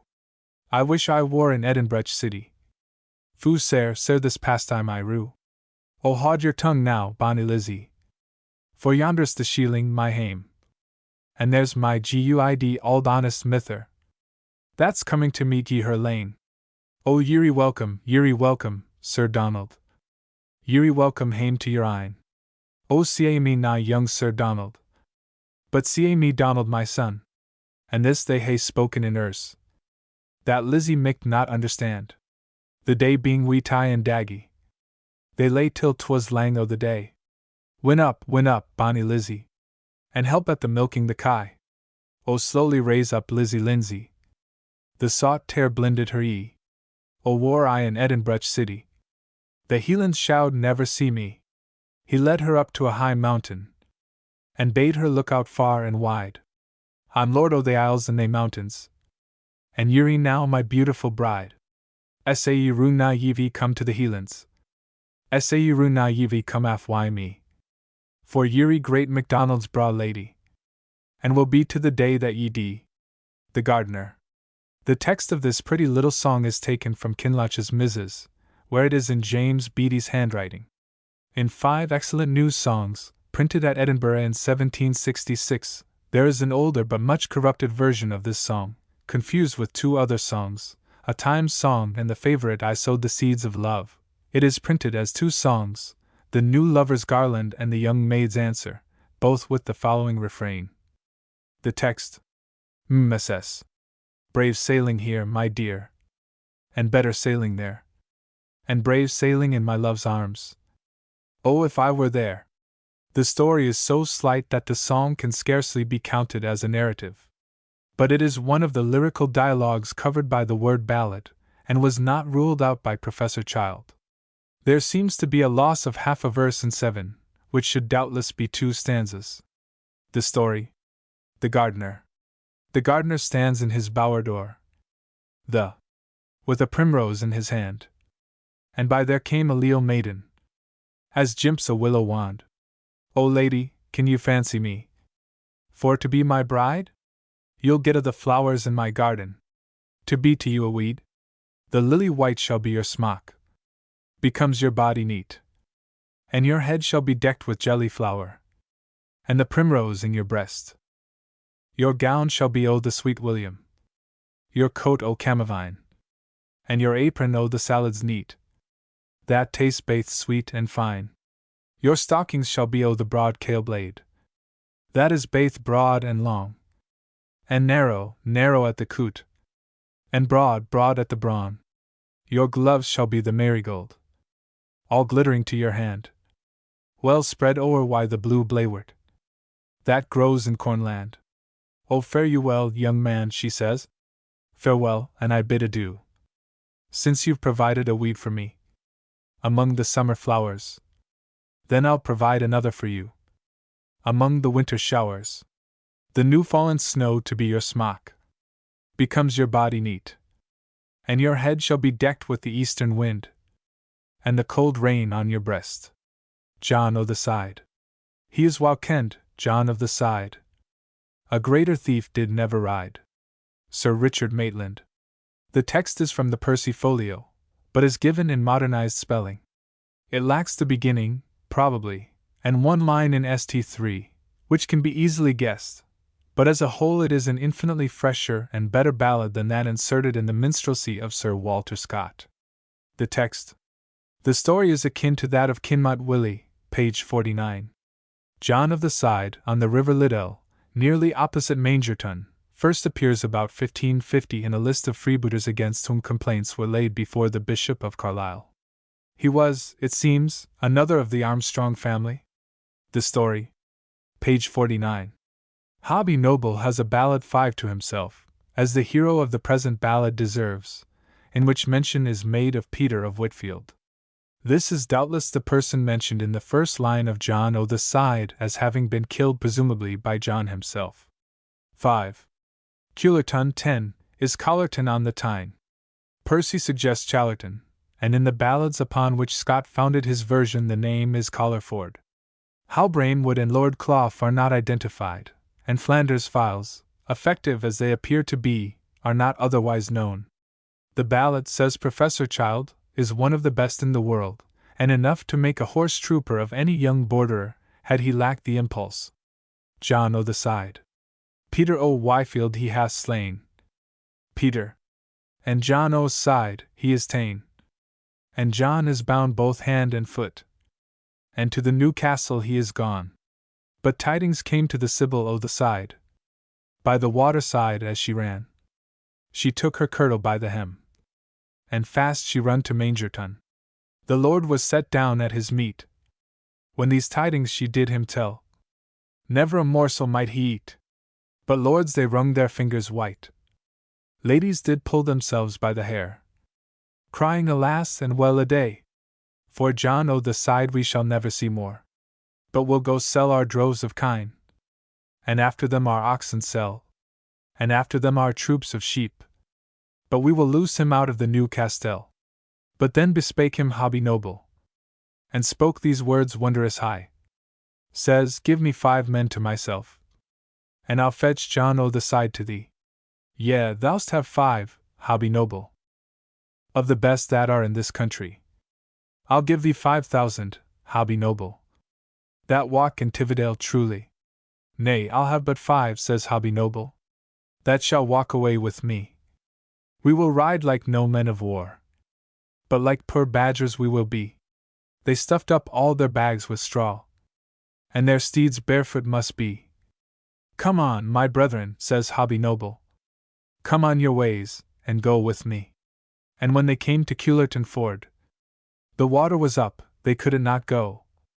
And then they were ware of a good old man, how his boy and he were at the plough.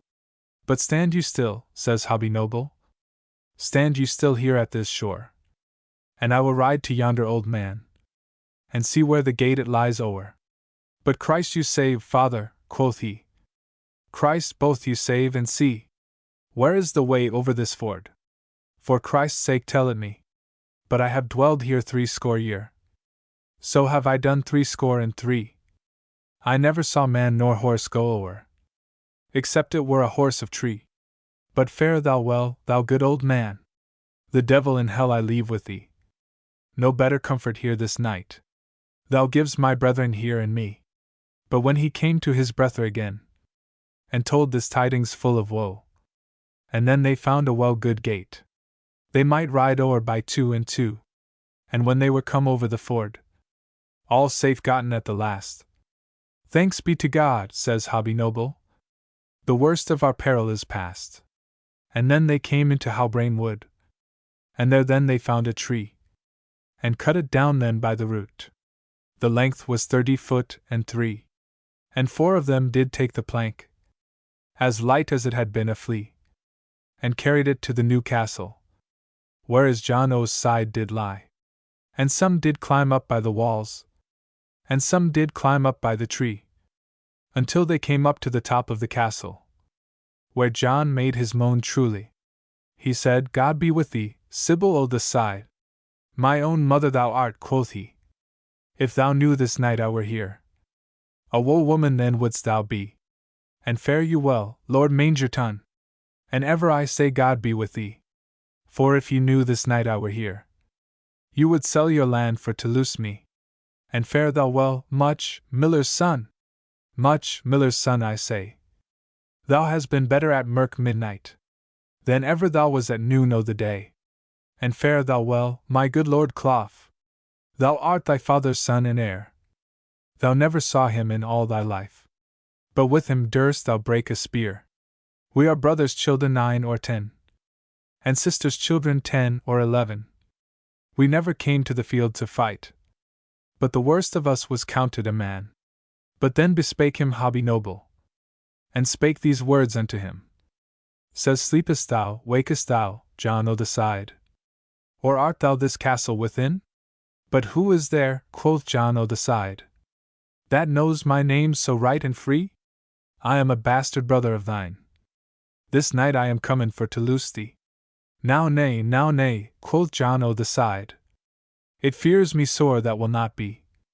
For a peck of gold and silver, John said. In faith this night will not loose me. But then bespake him Hobby Noble, and till his brother thus said he. Says 4 shall take this matter in hand, and 2 shall tent our geldings free. 4 did break 1 door without. Then John brake 5 himsel. But when they came to the iron door, it smote 12 upon the bell. It fears me sore, said Much, the miller, that here taken we all shall be. But go away, brethren, said John o' the side. For ever, alas! This will not be. But fie upon thee, said Hobby Noble. Much, the miller, fie upon thee. It sore fears me, said Hobby Noble. Man that thou wilt never be. But then he had Flanders files too o'er thee. And he filed down that iron door, and took John out of the new castle, and said, look thou never come here more. When he had him forth of the new castle, away with me, John, thou shalt ride. But ever, alas! It could not be. For John could neither sit nor stride. But then he had sheets 2 or 3, and bound John's bolts fast to his feet, and set him on a well good steed, himself on another by him set.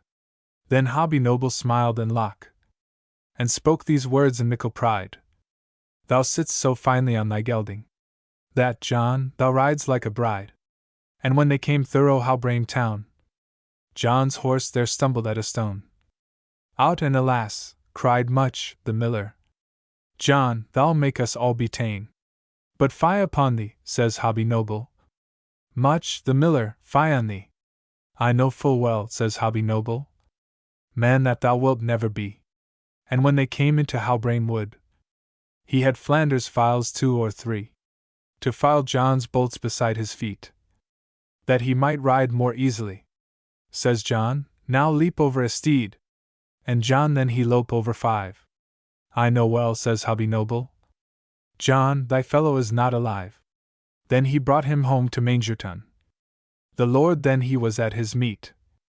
But when John o' the side he there did see, for fain he could no more eat, he says, blessed be thou, Hobby Noble, that ever thou wast man born. Thou hast fetched us home good John o' the side. that was now clean from us gone. Jamie Douglas. And Waly, Waly, Gin Love Be Bonny. The text of the ballad is here given from Kinloch's Mrs., where it is in the handwriting of John Hilburton when a youth. The text of the song Waly, Waly, I take from Ramsay's Tea Table Miscellany. The song and the ballad have become inextricably confused, and the many variants of the former contain a greater or a smaller proportion of verses apparently taken from the latter. The text, Mrs. The story of the ballad as here told is nevertheless quite simple and straightforward. It is spoken in the first person by the daughter of the Earl of Mar. She also says she is sister to the Duke of York. 7. A person often introduced into ballads, Blacklaywood, the lady complains, has spoken calumniously of her to her lord, and she leaves him, saying farewell to her children, and taking her youngest son with her. The story. The ballad is historical in so far as that Lady Barbara Erskine, daughter of the Earl of Mar, was married in 1670 to James, 2nd Marquis of Douglas, and was formally separated from him in 1681. Further, tradition puts the blame of the separation on William Lowrie, factor to the Marquis, often styled the Laird of Blackwood, Blacklaywood, too, from his wife's family estate. The non-historical points in the ballad are minor ones. The couple had only one child, and the lady's father could not have come to fetch her away. 9. As the Earl of Mar died in 1668, before his daughter's wedding. I have printed the song Waly, Waly not because it can be considered a ballad, but simply because it is so closely interwoven with Jamie Douglas. Stanza 6 is reminiscent of the beautiful English quatrain beginning, Westron wind, when wilt thou blow? See Chappell's Popular Music of the Olden Time, I. 57. Jamie Douglas. Waly, Waly up the bank. Waly. And Waly, Waly down the brae. And Waly, Waly to yon burnside, where me and my love went to gie, as I lay sick, and very sick. And sick was I, and like to die. And Blacklaywood put in my love's ears, that he stayed in bower to lang wy me, as I lay sick, and very sick. And sick was I, and like to die. And walking into my garden green, I heard my good lord lickly me. Now woe betide ye, Blacklaywood! I'm sure in ill death you must die. Ye'll part me and my ain good lord, and his face again I'll never see. Come downstairs now, Jamie Douglas. Come downstairs and drink wine wy me. I'll set thee into a chair of gold, and not 1 farthing shall it cost thee. When cockle shells turn silver bells, and mussels grow on every tree, when frost and snow turn fiery bass, I'll come down the stair and drink wine wy thee. What's needs me value you, Jamie Douglas? More than you do value me? The Earl of Mar is my father. The Duke of York is my brother gay. But when my father gets word o' this, I trow a sorry man he'll be. He'll send 80 o' his soldiers brave to tak me hame to mine ain country. As I lay o'er my castelwa, I beheld my father comin' for me. Why trumpets sounding on every side, but they warena music at afore me. And fare you weel now, Jamie Douglas. And fare you weel, my children 3. And fare you weel, my own good lord. For my face again ye shall never see. And fare you weel now, Jamie Douglas. And fare you weel, my children 3. And fare you weel now, Jamie Douglas. But my youngest son shall gie wy me. What ails ye at your youngest son? Sits smilin' at the nurse's knee? I'm sure he never knew any harm, except it was from his nurse or thee. And when I was into my coaches set, he made his trumpets a tisone. I've heard it said, and it's oft times seen, the hawk that flies far frae her nest, and o' the world shall plainly see, it's Jamie Douglas that I love best. I've heard it said, and it's oft times seen, the hawk that flies from tree to tree, and o' the world shall plainly see, it's for Jamie Douglas I maun die. Waly, Waly, Gin Love Be Bonny. O Waly, Waly up the bank. O Waly. And Waly, Waly, down the brae. And Waly, Waly yon burnside, where I and my love wont to gie. I lean my back unto an ike. I thought it was a trusty tree. But first it bowed, and syne it brak. Say my true love did lightly me. Oh waly, waly! But love be bonny. A little time, while it is new. But when it is auld, it waxeth cauld, and fades away like morning dew. Oh wherefore shout I busk my head? Or wherefore shout I comb my hair? For my true love has me forsook, and says he'll never love me mair. Now Arthur's seat shall be my bed. The sheets shall ne'er be fylled by me. Saint Anton's well shall be my drink, since my true love has forsaken me. Martimas wind, when wilt thou blaw, and shake the green leaves off the tree? O gentle death, when wilt thou come? For of my life I am weary. 'Tis not the frost that freezes fell, nor blawing snaw's inclemency. 'Tis not sick cold that makes me cry, but my love's heart grown cold to me. When we came in by Glasgow town, we were a comely sight to see. My love was clad in the black velvet, and I missile in cramacy. But had I wist, before I kissed, that love had been ill to win, I'd locked my heart in a case of gold, and pinned it with a silver pin. Oh, if my young babe were born, and set upon the nurse's knee, and I missile were dead and gane, for a maid again I'll never be. The Heir of Lynn. The text is taken from the Percy folio, but I have modernized the spelling. For the Relics Percy made a ballad out of the folio version combined with a modern ballad on a similar subject, a broadside entitled The Drunkard's Legacy, thus producing a very good result which is about thrice the length of the folio version. The text. The Scottish variant was noted by Motherwell and Buchan, but previous editors, Hurd, Ritson, Chambers, A. Town, had used Percy's composition. The story. There are several Oriental stories which resemble the ballad as compounded by Percy from The Drunkard's Legacy.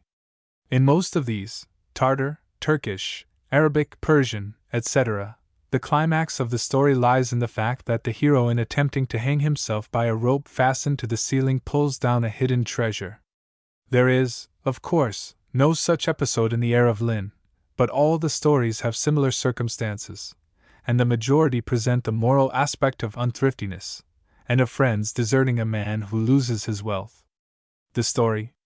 Lynn, of course, is the place which is so often mentioned in ballads. See note, first series, page 1. The Heir of Lynn. Of all the lords in fair Scotland. Of a song I will begin. Amongst them all there dwelled a lord, which was the unthrifty Lord of Lynn.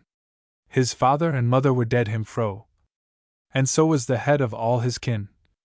To the cards and dice that he did run, he did neither cease nor blin. To drink the wine that was so clear, with every man he would make merry. And then bespake him John of the Scales. Unto the Heir of Lynn said he, Says, how dost thou, Lord of Lynn? Dost either want gold or fee? Wilt thou not sell thy lands so broad to such a good fellow as me? For I, he said, my land, take it unto thee. I draw you to record, my lords all. With that he cast him a god's penny.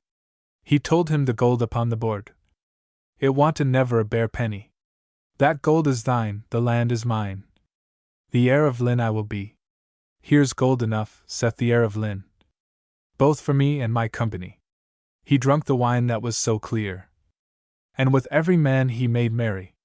Within 3/4 of a year, his gold and fiat waxed thin. His merry men were from him gone, and left him himself all alone. He had never a penny left in his purse, never a penny left but 3, and one was brass, and another was lead, and another was white money. Now well a day, said the heir of Lynn. Now well a day, and woe is me! For when I was the Lord of Lynn, I neither wanted gold nor fee, for I have sold my lands so broad, and have not left me one penny.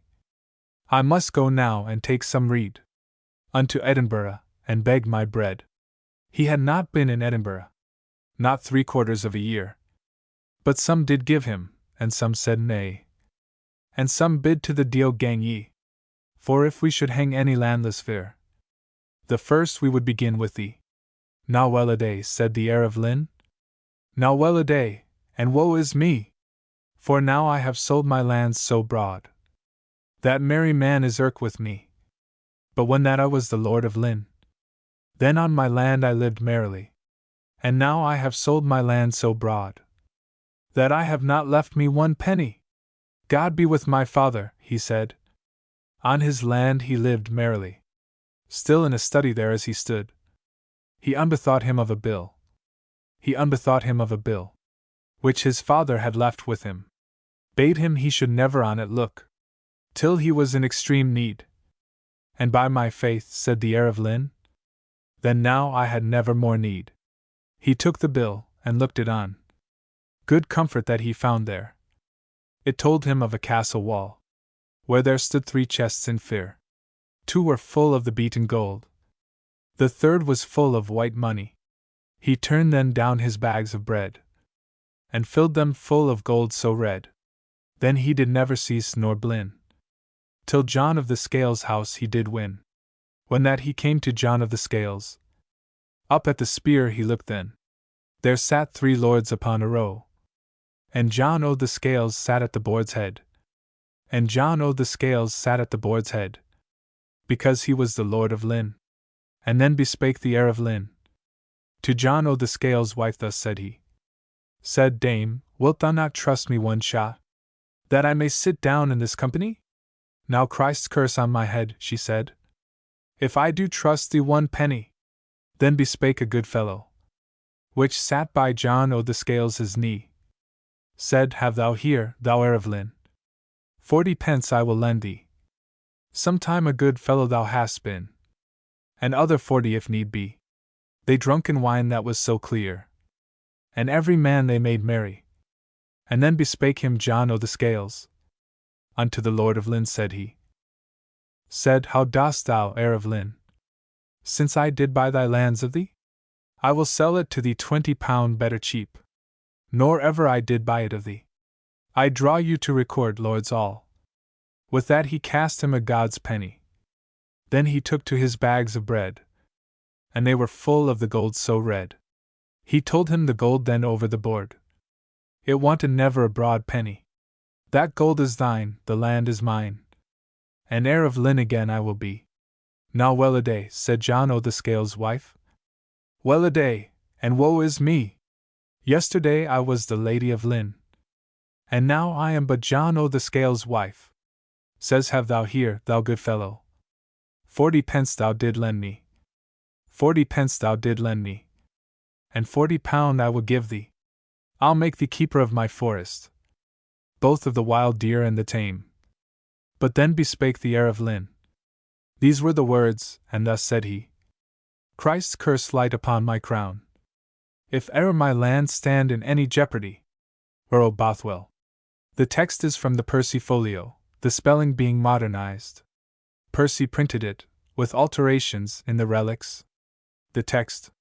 The story of the ballad represents that Darnley was murdered by way of revenge for his participation in the murder of Riccio, that Mary sent for Darnley to come to Scotland, and that she was finally banished by the regent. All of these statements, and several minor ones, contain as much truth as may be expected in a ballad of this kind. The story. Mary escaped from Lochleven Castle on May 2, 1568, and found refuge in England on the 16th. The ballad was doubtless written shortly afterwards. On March 24, 1579, a ballad concerning the murder of the late King of Scots was licensed to Thomas Gosson, a well-known printer of broadsides. Earl Bothwell. Woe worth thee, false Scotland! Woe! For thou hast ever wrought by a slight. For the worthiest prince that ever was born, you hanged under a cloud by night.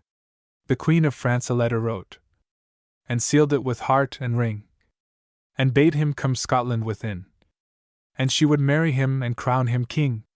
To be a king, it is a pleasant thing, to be a prince and to appear. But you have heard, and so have I too, a man may well buy gold too dear. There was an Italian in that place, was as well beloved as ever was he. Lord David was his name. Chamberlain unto the Queen was he. For if the king had risen forth of his place, he would have sit him down in the chair. And though it beseemed him not so well, although the king had been present there, some lords in Scotland waxed wondrous wroth, and quarrelled with him for the nonce. I shall you tell how it befell. 12 daggers were in him all at once. When this queen see the chamberlain was slain, for him her cheeks she did weet, and made a vow for a 12-month and a day, the king and she would not come in one sheet. Then some of the lords of Scotland waxed wroth, and made their vow vehemently, for death of the queen's chamberlain. The king himself he shall die. They strode his chamber over with gunpowder, and laid green rushes in his way. For the traitors thought that night the worthy king for to betray. To bed the worthy king made him bound. To take his rest, that was his desire. He was no sooner cast on sleep, but his chamber was on a blazing fire. Up he lope, and a glass window broke. He had 30 foot for to fall. Lord Bodwell kept a privy watch underneath his castle wall. Who have we here? Said Lord Bodwell. Answer me, now I do call. King Henry the Eighth my uncle was. Some pity show for his sweet sake. Ah, Lord Bodwell, I know thee well. Some pity on me I pray thee take. I'll pity thee as much, he said, and as much favour I'll show to thee, as thou had on the queen's chamberlain. That day thou deemedst him to die. Through halls and towers this king they led, through castles and towers that were high, through an arbour into an orchard, and there hanged him in a pear tree. When the governor of Scotland he heard tell that the worthy king he was slain, he hath banished the queen so bitterly, that in Scotland she dare not remain, but she is fled into merry England, and Scotland too aside hath lain, and through the Queen of England's good grace, now in England she doth remain. Durham Field. The text is another of the lively battle pieces from the Percy Folio, put into modern spelling, and no other version is known or needed. The Battle of Durham, which the minstrel says, 2764, was fought on a morning of May, and 64. Within a month of Cressy and Poitiers, 6 actually took place on October 17, 1346. Stanza 18 makes the kings say to Lord Hamilton that they are of kin full nigh, and this provides an upper limit for the date of the ballad, as James Hamilton was married to Princess Mary, sister of James III, in 1474. The text. 6. 3. The story. We have as authorities for the history of the battle both Scottish and English chronicles, but the ballad, as might be expected, follows either very closely. Indeed, it is not easy to reconcile the Scottish account with the English. David Bruce, the young King of Scotland, seized the opportunity afforded by Edward III's absence in France at the siege of Calais to invade England with a large army. They were met at Durham by an English force in 3 divisions, led, according to the English Chronicle, by the Earl of Angus, Henry Percy, Ralph Neville, and Henry Scrope, 2, the Archbishop of York, and 3, Mowbray, Rokeby, and John of Copeland. The Scots were also in 3 divisions, which were led, says the Scottish version, by King David, the Earl of Murray and William Douglas, and the Steward of Scotland and the Earl of March respectively. The English Chronicle puts John of Douglas with the Earl of Murray, and the Earl of Buchan with King David. The story. 3. The ballad, therefore, that calls Angus Anguish, 11, and puts him on the side of the Scots, as well as Neville, 17, and apparently confuses the 2 Douglases, 14 and 21, is not more at variance with history than is to be expected, and in the present case is but little more vague than the historical records themselves. Vaughan, 13, may be Baughan or Buchan, though it is doubtful whether there was an Earl of Buchan in 1346. Flewilliams, 41, is perhaps a form of Llewellyn. Shakespeare spells it Fluellen, but this does not help to identify that lord. Durham Field. Lordings, listen and hold you still. Lordings, hearken to me a little spell. I shall you tell of the fairest battle that ever in England befell.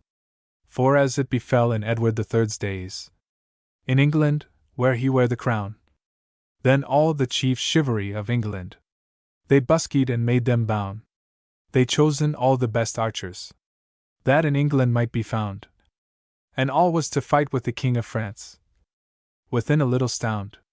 And when our king was over the water, and on the salt sea gone, then tidings into Scotland came, that all England was gone. Bows and arrows they were all forth. At home was not left a man, but shepherds and millers both, and priests with shaven crowns. Then the King of Scots in a study stood, as he was a man of great might. He sware he would hold his parliament and leave London, if he could ride there right.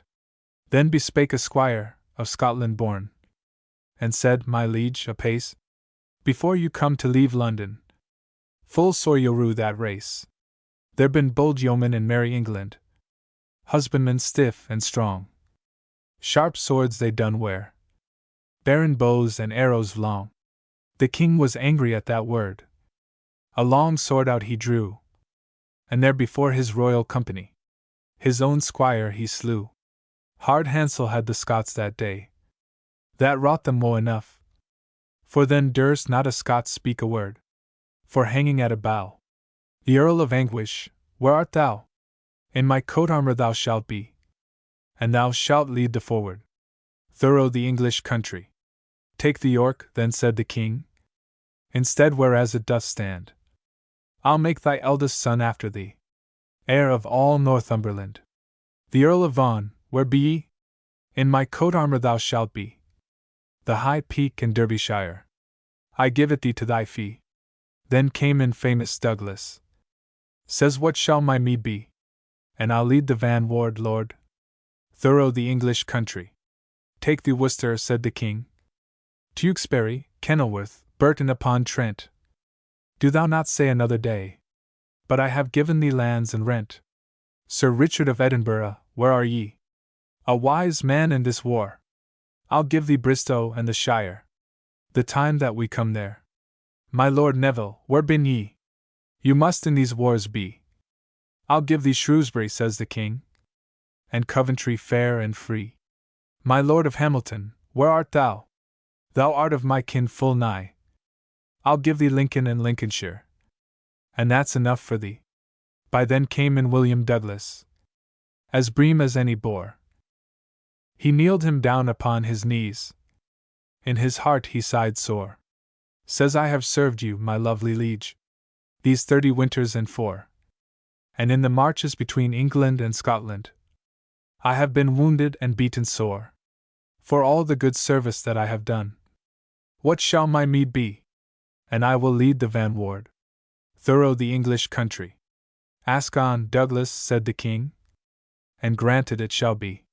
Why then, I ask little London, says Will Douglas.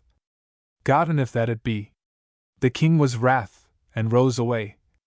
Says nay, that cannot be, for that I will keep for my chief chamber. God and if it be. But take thee North Wales and Westchester, the country all round about, and rewarded thou shalt be. Of that take thou no doubt. 50 knights he made on a day, and dubbed them with his hands, rewarded them right worthily, with the towns in merry England. And when the fresh knights they were made, to battle they bussed them bound. James Douglas went before, and he thought to have won him shoon. But they were met in a morning of May, with the communalty of Little England. But there scaped never a man away, through the might of Christ's hand, but all only James Douglas. In Durham in the field, an arrow struck him in the thigh. Fast flings he towards the king. The king looked toward Little Durham. Says all things is not well, for James Douglas bears an arrow in his thigh. The head of it is of steel. How now, James? Then said the king. How now, how may this be? And where bin all thy merry men, that thou took hence with thee? But cease, my king, says James Douglas. Alive is not left a man. Now by my faith, says the king of the Scots, that gate was evil gone. But I'll revenge thy quarrel well, and of that thou may be fain. For one Scot will beat 5 Englishmen, if they meet in them on the plain. Now hold your tongue, says James Douglas, for in faith that is not so. For one Englishman is worth 5 Scots. When they meet 10 together, though. For they are as eager men to fight as a falcon upon a prey. Alas! If ever they win the vanward, there scapes no man away. O peace thy talking, said the king. They be but English knaves, but shepherds and millers both, and priests with their staves. The king sent forth one of his heralds of arms to view the Englishmen. Be of good cheer, the herald said, for against one we be 10.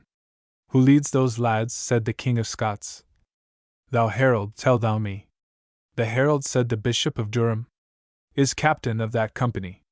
For the bishop hath spread the king's banner, and to battle he busks him bound. I swear by St. Andrew's bones, says the king, I'll rap that priest on the crown. The king looked towards Little Durham, and that he well beheld, that the Earl Percy was well armed, with his battle-axe entered the field. The king looked again towards Little Durham, for ancients there see he. There were 2 standards, 6 in a valley. He could not see them with his eye. My Lord of York was one of them. My Lord of Carlisle was the other. And my Lord Williams. The one came with the other. The Bishop of Durham commanded his men, and shortly he them bade, that never a man should go to the field to fight, till he had served his God. 500 priests said mass that day, in Durham in the field, and afterwards, as I heard say, they bare both spear and shield. The Bishop of Durham orders himself to fight, with his battle-axe in his hand. He said, this day now I will fight, as long as I can stand. And so will I, said my Lord of Carlisle, in this fair morning gay. And so will I, said my Lord Williams. For Mary, that mild May, our English archers bent their bows. Shortly and anon, they shot over the Scottish host, and scantly touched a man. Hold down your hands, said the Bishop of Durham. My archers good and true. The second shoot that they shot, full sore the Scots it rue. The Bishop of Durham spoke on high, that both parties might hear. Be of good cheer, my merrymen all. The Scots flyen and change in their cheer. But as they sighed and so they died in, they fell on heaps high. Our Englishmen laid on with their bows, as fast as they might dree. The King of Scots in a study stood, amongst his company. An arrow struck him thorough the nose, and thorough his armory. The king went to a marsh side, and light beside his steed. He leaned him down on his sword hilts, to let his nose bleed. There followed him a yeoman of merry England. His name was John of Copeland. Yield thee, traitor, says Copeland then. Thy life lies in my hand. How should I yield me, says the king. And thou art no gentleman? No, by my troth, says Copeland there. I am but a poor yeoman. What art thou better than I, Sir King? Tell me, if that thou can. What art thou better than I, Sir King? Now we be but man to man? The king smote angrily at Copeland then, angrily in that stound. And then Copeland was a bold yeoman, and bore the king to the ground. He set the king upon a palfrey, himself upon a steed. He took him by the bridle rein. Towards London he gon him lead, and went to London that he came. The king from France was new come home, and there unto the King of Scots he said these words anon. How like you my shepherds and my millers, my priests with shaven crowns? By my faith, they are the sorest fighting men that ever I met on the ground. There was never a yeoman in merry England, but he was worth a Scottish knight. Ay, by my troth, said King Edward, and laugh, for you fought all against the right. But now the Prince of merry England, worthily under his shield, hath taken the King of France at Poictiers in the field. The prince did present his father with that food, the lovely King of France, and forward of his journey he is gone. God send us all good chance. You are welcome, brother, said the King of Scots to the King of France, for I am come hither too soon.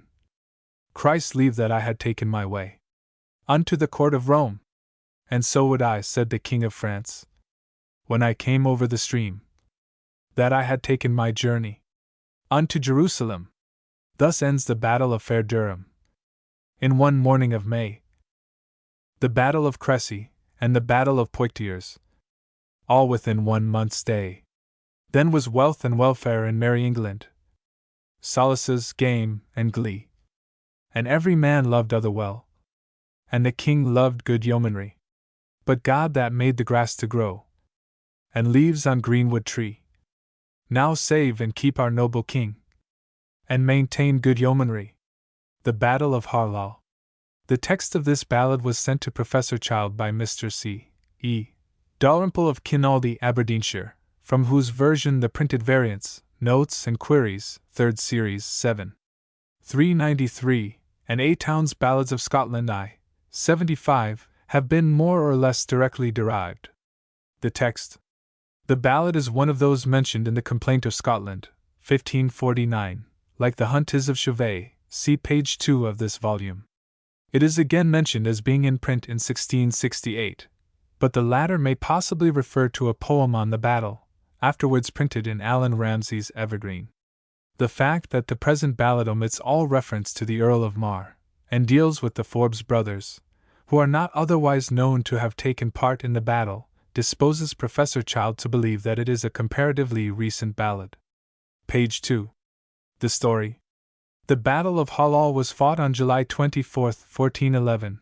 Harlaw is 18 miles northwest of Aberdeen, Dunadir a hill on the Aberdeen Road, and Netheragh is close at hand.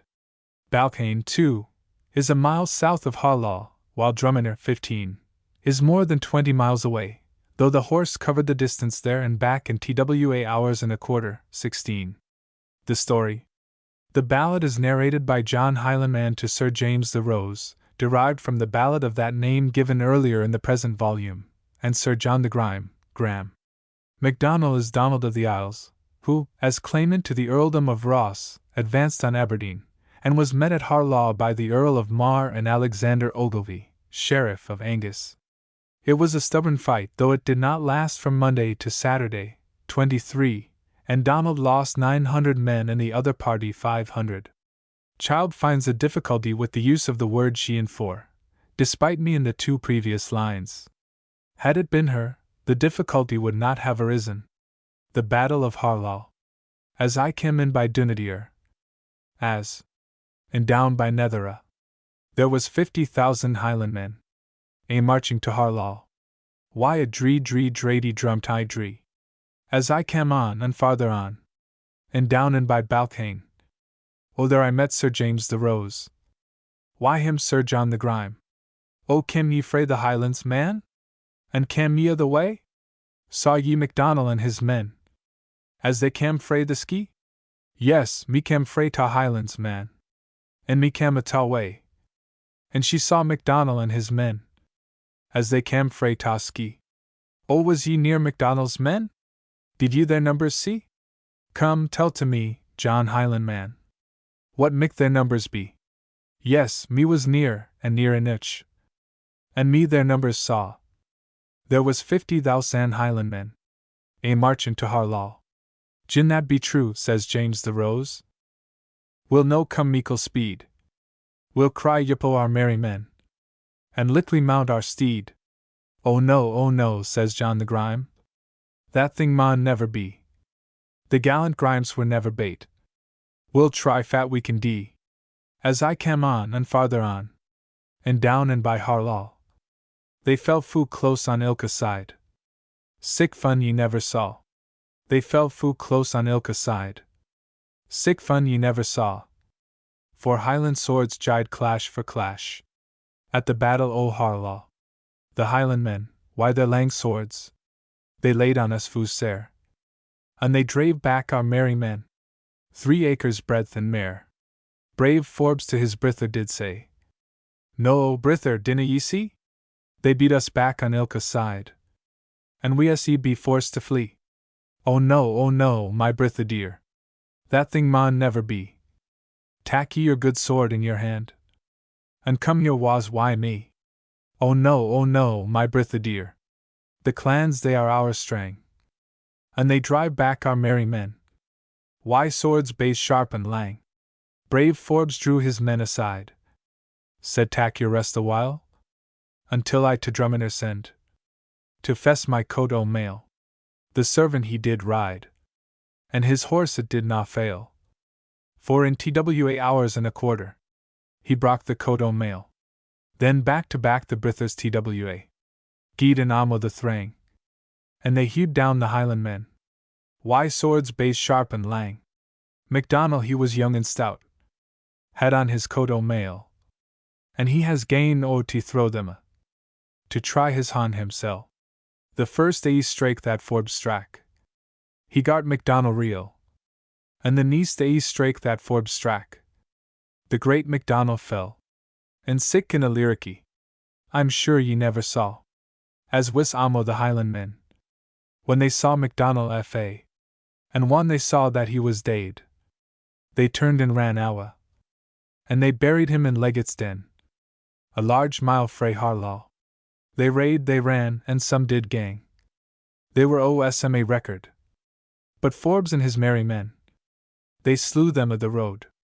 On Monday at mornin', the battle it began. On Saturday at gloamin', ye'd scarce kent wha had won. And sick a weary buryin', I'm sure ye never saw, as was the Sunday after that. On the muirs aneath Harlaw, gin ony body spear at you, for them ye took awa. Ye may tell their wives and bairnies, they're sleepin' at Harlaw. The Laird of Nottington. The text was sent to Percy in 1768 by R. Lamb of Norham. The ballad is widely known in Scotland under several titles, but the most usual is The Broom of Cowdenknowes, which was the title used by Scott in the minstrelsy. The text. The story is not consistently told in this version, as in 11. The daughter gives away her secret to her father in an absurd fashion. The story.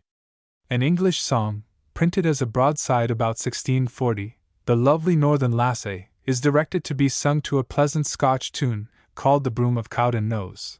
It is a poor variant of our ballad, in the usual broadside style, and cannot have been written by any one fully acquainted with the Scottish ballad. It is in the Roxburghe, Dowse, and other collections. The Laird of Nottington. There was a troop of merry gentlemen. There was riding atween twa knowes, and they heard the voice of a bonny lass, and a bought milking her ewes. There's ane o' them lighted frae off his steed, and has tied him to a tree, and he's gane away to yon eabot, to hear what it might be. "O pity me, fair maid," he said. "Take pity upon me. O pity me, and my milk-white steed, that's trembling at yon tree. As for your steed, he shall not want the best of corn and hay. But as to you yoursel, kind sir, I've naething for to say." He's ta'en her by the milk-white hand, and by the green gown sleeve, and he has led her into the eabot. Of her friends he speered nae leave. He has put his hand in his pocket, and given her guineas 3. "If I dinna come back in half a year, then look nae mair for me. Now show to me the King's High Street. Now show to me the way. Now show to me the King's High Street, and the fair water of Tay." She showed to him the King's High Street. She showed to him the way. She showed him the way that he was to go, by the fair water of Tay. When she came hame, her father said, "Come, tell to me right plain. I doubt you've met some in the way. You have not been your lane. The night it is baith mist and murk. You may gone out and see. The night is murk and misty too. There's nae body been wy me. There was a tod came to your flock, the like I ne'er did see." When he spake, he lifted his hat. He had a bonny twinkling ee. When 15 weeks were past and gane, full 15 weeks and 3, then she began to think it lang. For the man why the twinkling ee. It fell out on a certain day, when she caught out her father's ky. There was a troop of gentlemen, came merrily riding by. "Will may ye sigh and sob," says ane. "Will may you sigh and see? Will may you sigh and say, fair maid, wha's gotten this bairn wy thee?" She turned hersel then quickly about, and thinking meikle shame, "Oh no, kind sir, it is na sa. for it has a dad at hame. Oh, haud your tongue, my bonny lass. Essay loud as I hear you lee. For dinna you mind that summer night? I was in the boat wi' thee. He lighted off his milk-white steed, and set this fair maid on. Now caw out your ky, good father, he said. She'll ne'er caw them out again. I am the Laird of Nottington. I've 50 ploughs and 3. I've gotten now the bonniest lass that is in the hale country, the one bore. The text is from Motherwell's MS. He included it in the appendix to his minstrelsy. No other collector or editor notices the ballad, if it ever were one, as Child remarks. The text. Ms. The only point to be noted is that the second stanza has crept into 2 versions of hind horn, apparently because of the resemblance of the previous stanzas, which present a mere ballad commonplace. The one bore. 7 lang years I hae served the king. 7. Fa Lily. And I never got a sight of his daughter but ane. With my glimpy edel. Lilum tu tiata tally.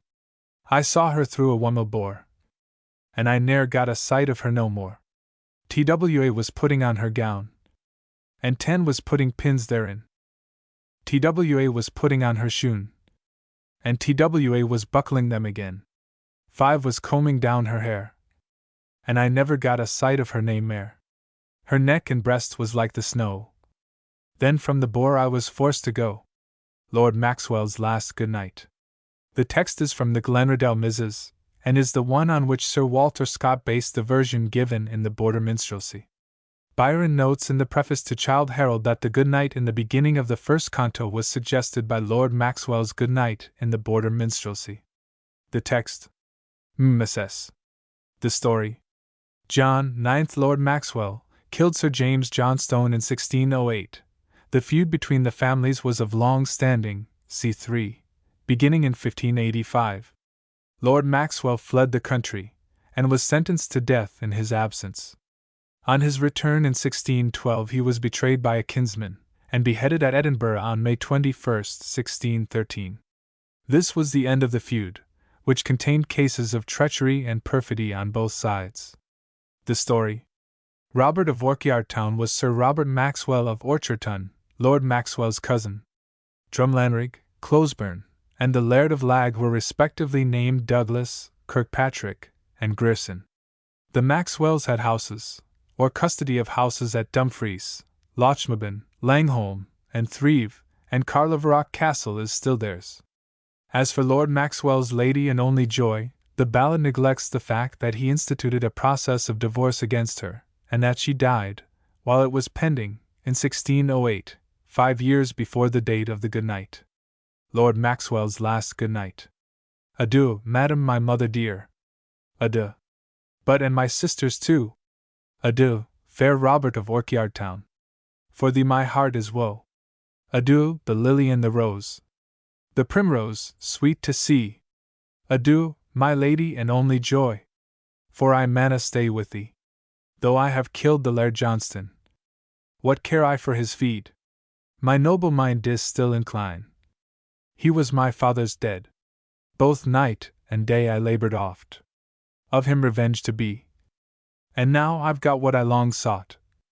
But I manna stay with thee. Adieu, Drumlanrig. False was I. And Closeburn. In a ban, where the Laird of Lag from my father fled, when the Johnston struck off his hand. There were 3 brethren in a band. Joy may they never see.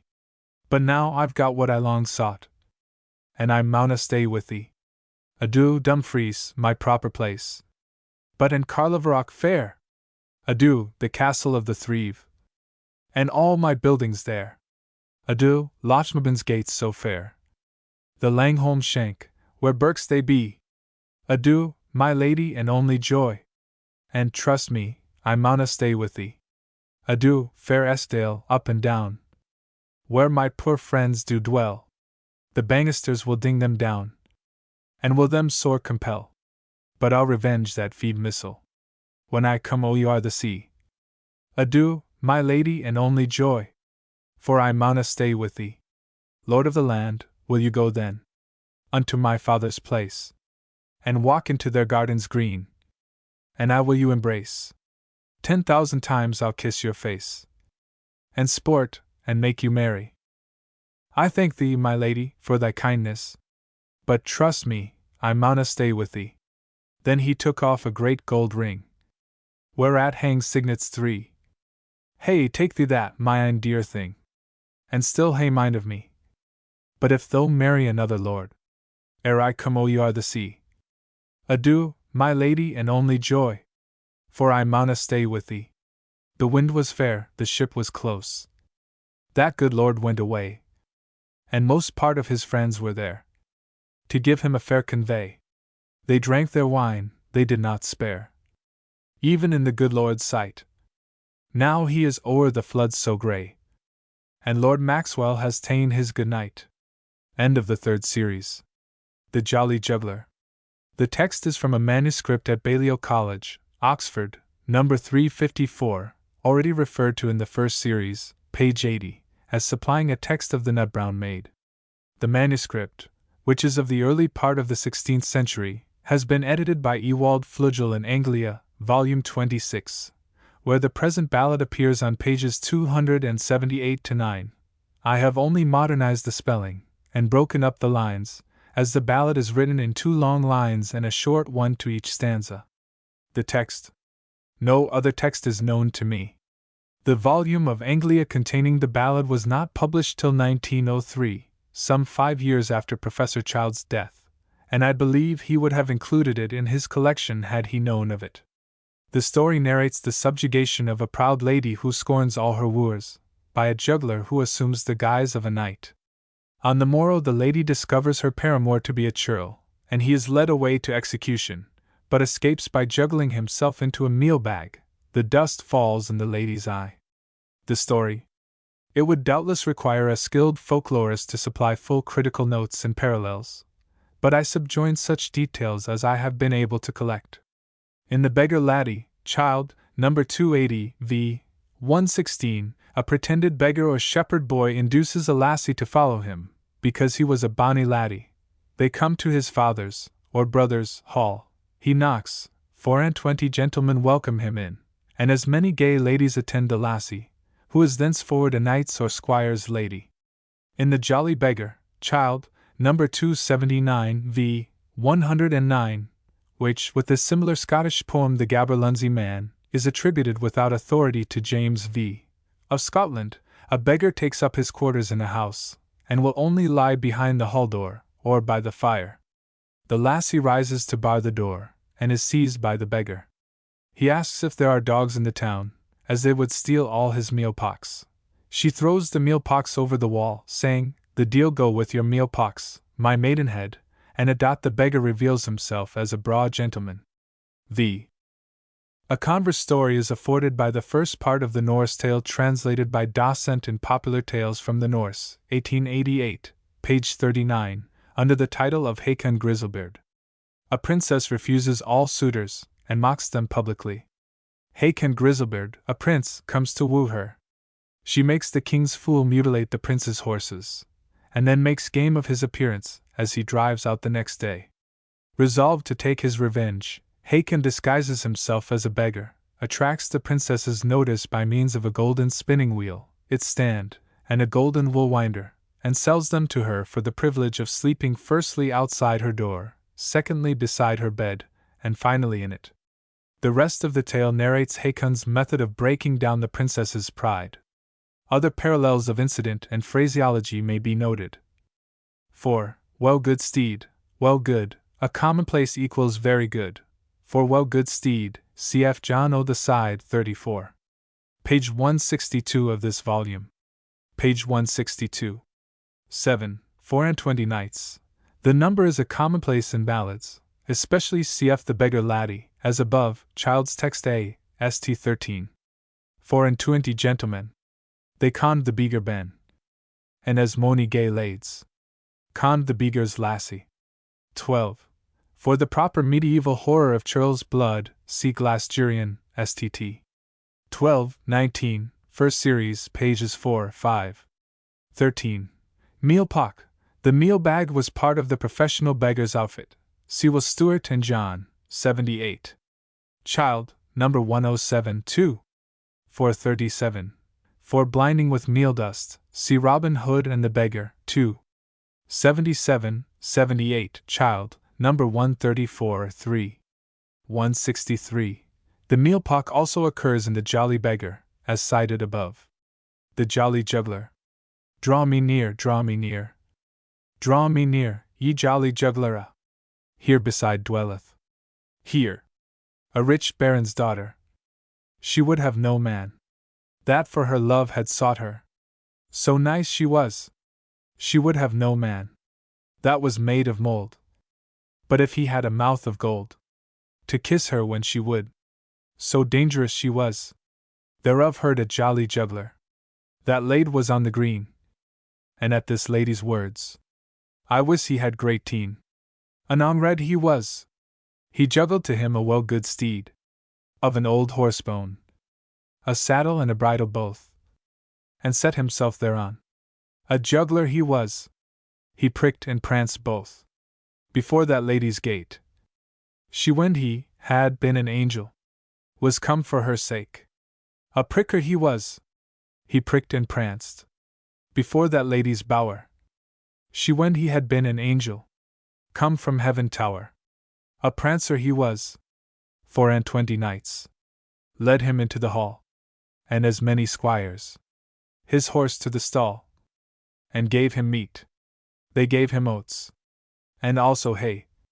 He was an old shrew, and held his head away. He would not eat. The day began to pass. The night began to come. To bed was brought the fair gentlewoman, and the juggler also. The night began to pass. The day began to spring. All the birds of her bower, they began to sing. And the cuckoo also. Where be ye, my merry maidens, that ye come not me to? The jolly windows of my bower, look that you undo, that I may see, for I have in mine arms a duke or else an earl. But when she looked him upon, he was a blear-eyed churl. Alas, she said, she led him to an hill, and hanged should he be. He juggled himself to a meal pock. The dust fell in her eye. Beguiled she was. God and Our Lady, and sweet Saint Joam, send every gig lot of this town such another leman, even as he was. Index of titles. Index of titles. Index of first lines. Index of first lines. Printed by T. N. A. Constable, printers to His Majesty at the Edinburgh University Press. Constable.